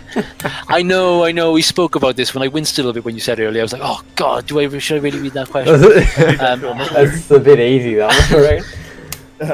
All right. Anyway, Well, you got an Taylor. easy one to start with, Taylor. So come on. yeah, that's fair. So 3-4. This is good, guys. This is neck and neck. It's good. Although we still got a good few questions, so we could run away with it. Taylor, this question is actually about Halo 2. Okay. What is the character Thel Vadime more Ooh. commonly known as? What? I know this, I believe. Yeah, sorry, Thel Vadime. Sorry. I think I know this. Dear me. Okay. Can you repeat the question? Oh, sorry, I did kind of waffle. I didn't. This question's. Oh, I'm rereading the whole thing. What is the character Thel Vadime more commonly known as? I'm sure there's some Halo fanboys ripping into me about how I mispronouncing The this right now. Arbiter? The Vel. Yeah. Yes. Okay. Excellent. 5-4, guys. Doing well. This is good. Back and forth. And what species are the prophets? Oh, heck. Jesus, that's brutal. I reckon multiple choice if I could. Okay, for 1 point. Yeah. And to bring it up to a tie, is it? I'm going to pronounce these wrong. I'm sure. Is it A, Jiralhane, Sangeli, Oh, yeah. Sanchium, Ungoi? It's Sang Healy, I believe. B. It's not. Ooh. Who's this? Those are the elites, aren't they? The same yellow? Sanghil. No, These are all creatures from the Interesting. oh, don't make me doubt. Don't make me doubt my research. So what are they then? So the Jiralhane are the brutes. Okay. The Sangheli are the elites. Yeah. Yeah. The Sanchium are the prophets, and the Ungoi are the grunts. Okay. I should know that, but I did not. Question 9, Taylor. What does UNSC stand for? Oh, come United- on, really? United Nations Space Command. Okay, I had to come up with an easy one. Come on. And it was if the flip of the coin decided, so that was cool. True. So you could have had this one at some point. So it's all fair. It's all good. So what is that? That's 7-4. Yep. Yeah. All right. So you can pull this back Mm. because you got another. Oh, this is interesting. This is going to go to the wire, guys. And can you name 3 of the Covenant prophets Oh, yeah, from maybe. the entirety of the law? I'm happy with Wait, it, of hold course. on. Are you? now, Do you mean like? I- out of curiosity, do you mean like their more biblical names or like their actual like? Oh, sorry. I should say they're Covenant titles. I should have said. So they're biblical name or like religious names. Okay, so there's the Prophet of Truth, the Yep. Prophet of because you only really find out their actual names properly in kind of Halo 3 when they're used a lot, kind of thing. So there's Prophet of Truth, Prophet of. Oh man, I might have to go multiple choice for this. Oh, there's no multiple choice in this Oh, one. okay. I was going to say, if you filled out multiple choice for this, I'm impressed, but it's okay. Yeah. So, Prophet of Truth. I think there's Prophet of... Oh, dear. Go for it. Go for it. If you get one wrong, of course, that's that's the points lost. I Can I think... give him a So- hint? Can I give him a hint? I'm probably going to get it wrong anyway, so sure. In Halo 2, the second to last level, you kill this one. I think there's the Prophet of Despair, isn't there? No. I You're close, don't know. I can't remember. Okay. I won't read what I have because the next questions will be spoiled otherwise. Okay. So it's still 7-4. Taylor, which of the following prophets or titles of following prophets? Which following titles? Wait. Which of the following prophet titles have I totally made up? Okay. Obviously, this isn't multiple choice. This is already a multiple choice. So, prophet of obligation, prophet of pity, prophet of candor, prophet of guilt. Obligation? No, it's prophet of guilt. Okay. That was kind of a riff on prophet of. Never mind, I won't spoil it. Because the same to Ant. Oh, what? Wait, what? Same Wait, question to you. You already said told the me. answer. Prophet of Guilt. Oh no, I mean sorry. The same question to you. Which of these next four prophets? Ah, are okay. I just the way I worded it. I'm an idiot. All right. So, prophet of supposition, prophet of objection, prophet of wisdom, prophet of stewardship. Prophet of Stewardship, I believe. No, believe it or not. Okay. Prophet of wisdom was the one I made up. Really? When are any of Yeah. these people mentioned in Combat Evolved? They're not. Okay. So I'm more joking. I understand the scope of this. I'm just more joking. Yeah. So Taylor, I think you won. Okay. Any more Next question questions? is yours. Okay. Yep, the next question is yours. But if Ant gets to the last one, he loses by a point, assuming you get this one wrong. Okay. So, Taylor, Yeah. what is the opening line of Halo Combat Evolves? Is it... Oh, sorry, no. I have multiple choice available, but, What is the opening line of Combat Evolves? The very first line uttered in as the game starts. Multiple choice, please. And it's not all... Come on. That, by the way. Multiple choice? Yeah. Yes. Okay, right, for one... Oh, actually, yeah, wait a second. If you get... No, you come in. You come in, and... so Taylor's wrapped this up. Anyway, for funsies. Is it A, Cortana, all I need to know is did we lose them? B, they're waiting for us on the far side of the planet. C, we made a blind jump. D, the Covenant ships have always been faster. It's A. Yep. It's A. Cortana, all we need to know is did we lose them? Just for funsies, who said that? Admiral Keys. Mm-hmm. Yeah, Or Captain Captain Keys at the Captain time. Keys Yeah. at this point. Yeah, they have been promoted. yeah. That was going to be one of my questions, but I thought it was too easy. And question 14. I reckon you'll get this one. There's no multiple choice on this one. I wanted this to be kind of a tiebreaker potential. Cool. So, what is the activation index? Holy shit. It's the key to firing the halos. Yes. The basic description, Oh, not something so okay. specific. Yeah. Yeah. Oh, that's what you wanted. Okay, I was thinking more like you wanted like the formal name and I like was gonna description, say. the object type Oh, thing. it's got multiple names. Yeah, I chose the one that was the most vague. I thought, but it was one that was what is it? The Sacred Icon, I believe, is one name. Yeah, but it looks like the Tesla logo. Yeah, that's right. Yeah. I thought of it as one of those keys you use to open up I don't know, like letterboxes or whatever. Anyway. So I lost track of the score. I'm waiting for you to get the last one right now. Yeah, so it was 8. I think 8-7 or 6. something. Oh yeah, 8-6. 8-6. Yeah. So it was closer than I thought. Taylor, congrats. Good job. You managed it to beat the favorite. The person who doesn't have any memory.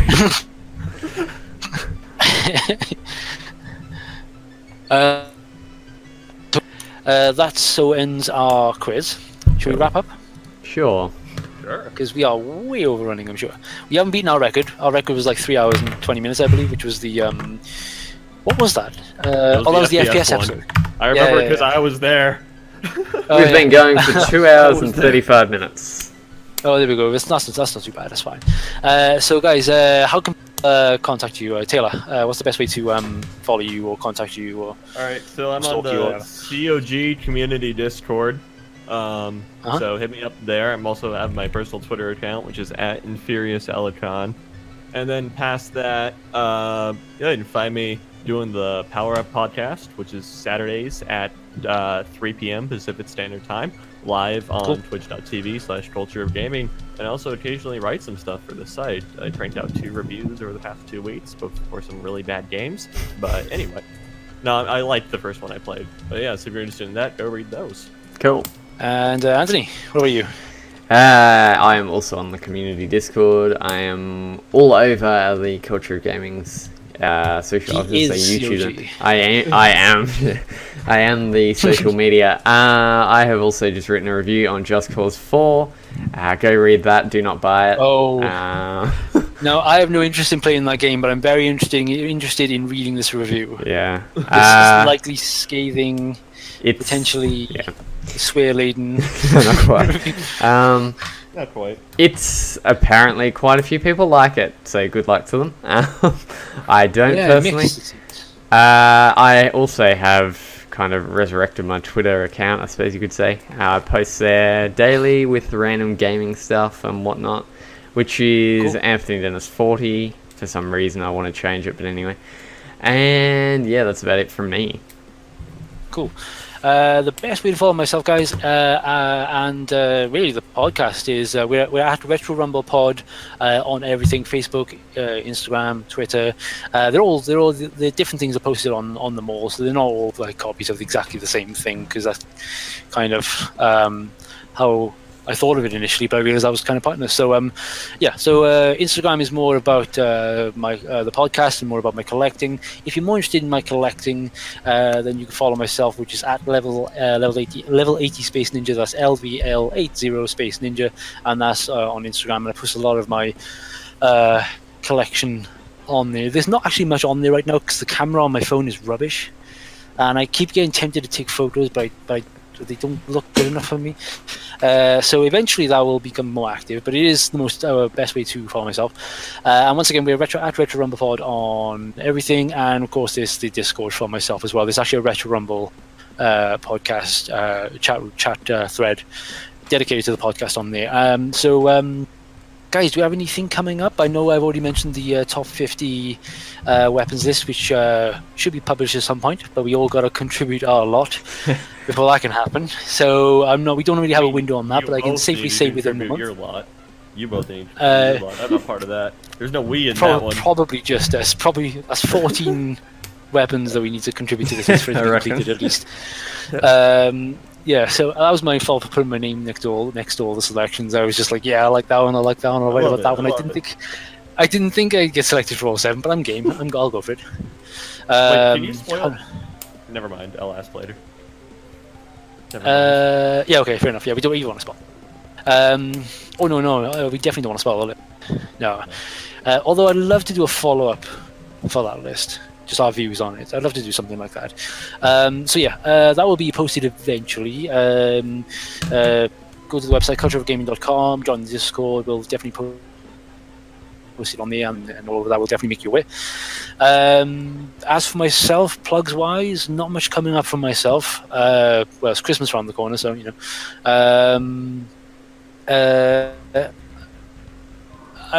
I just use a video series because it keeps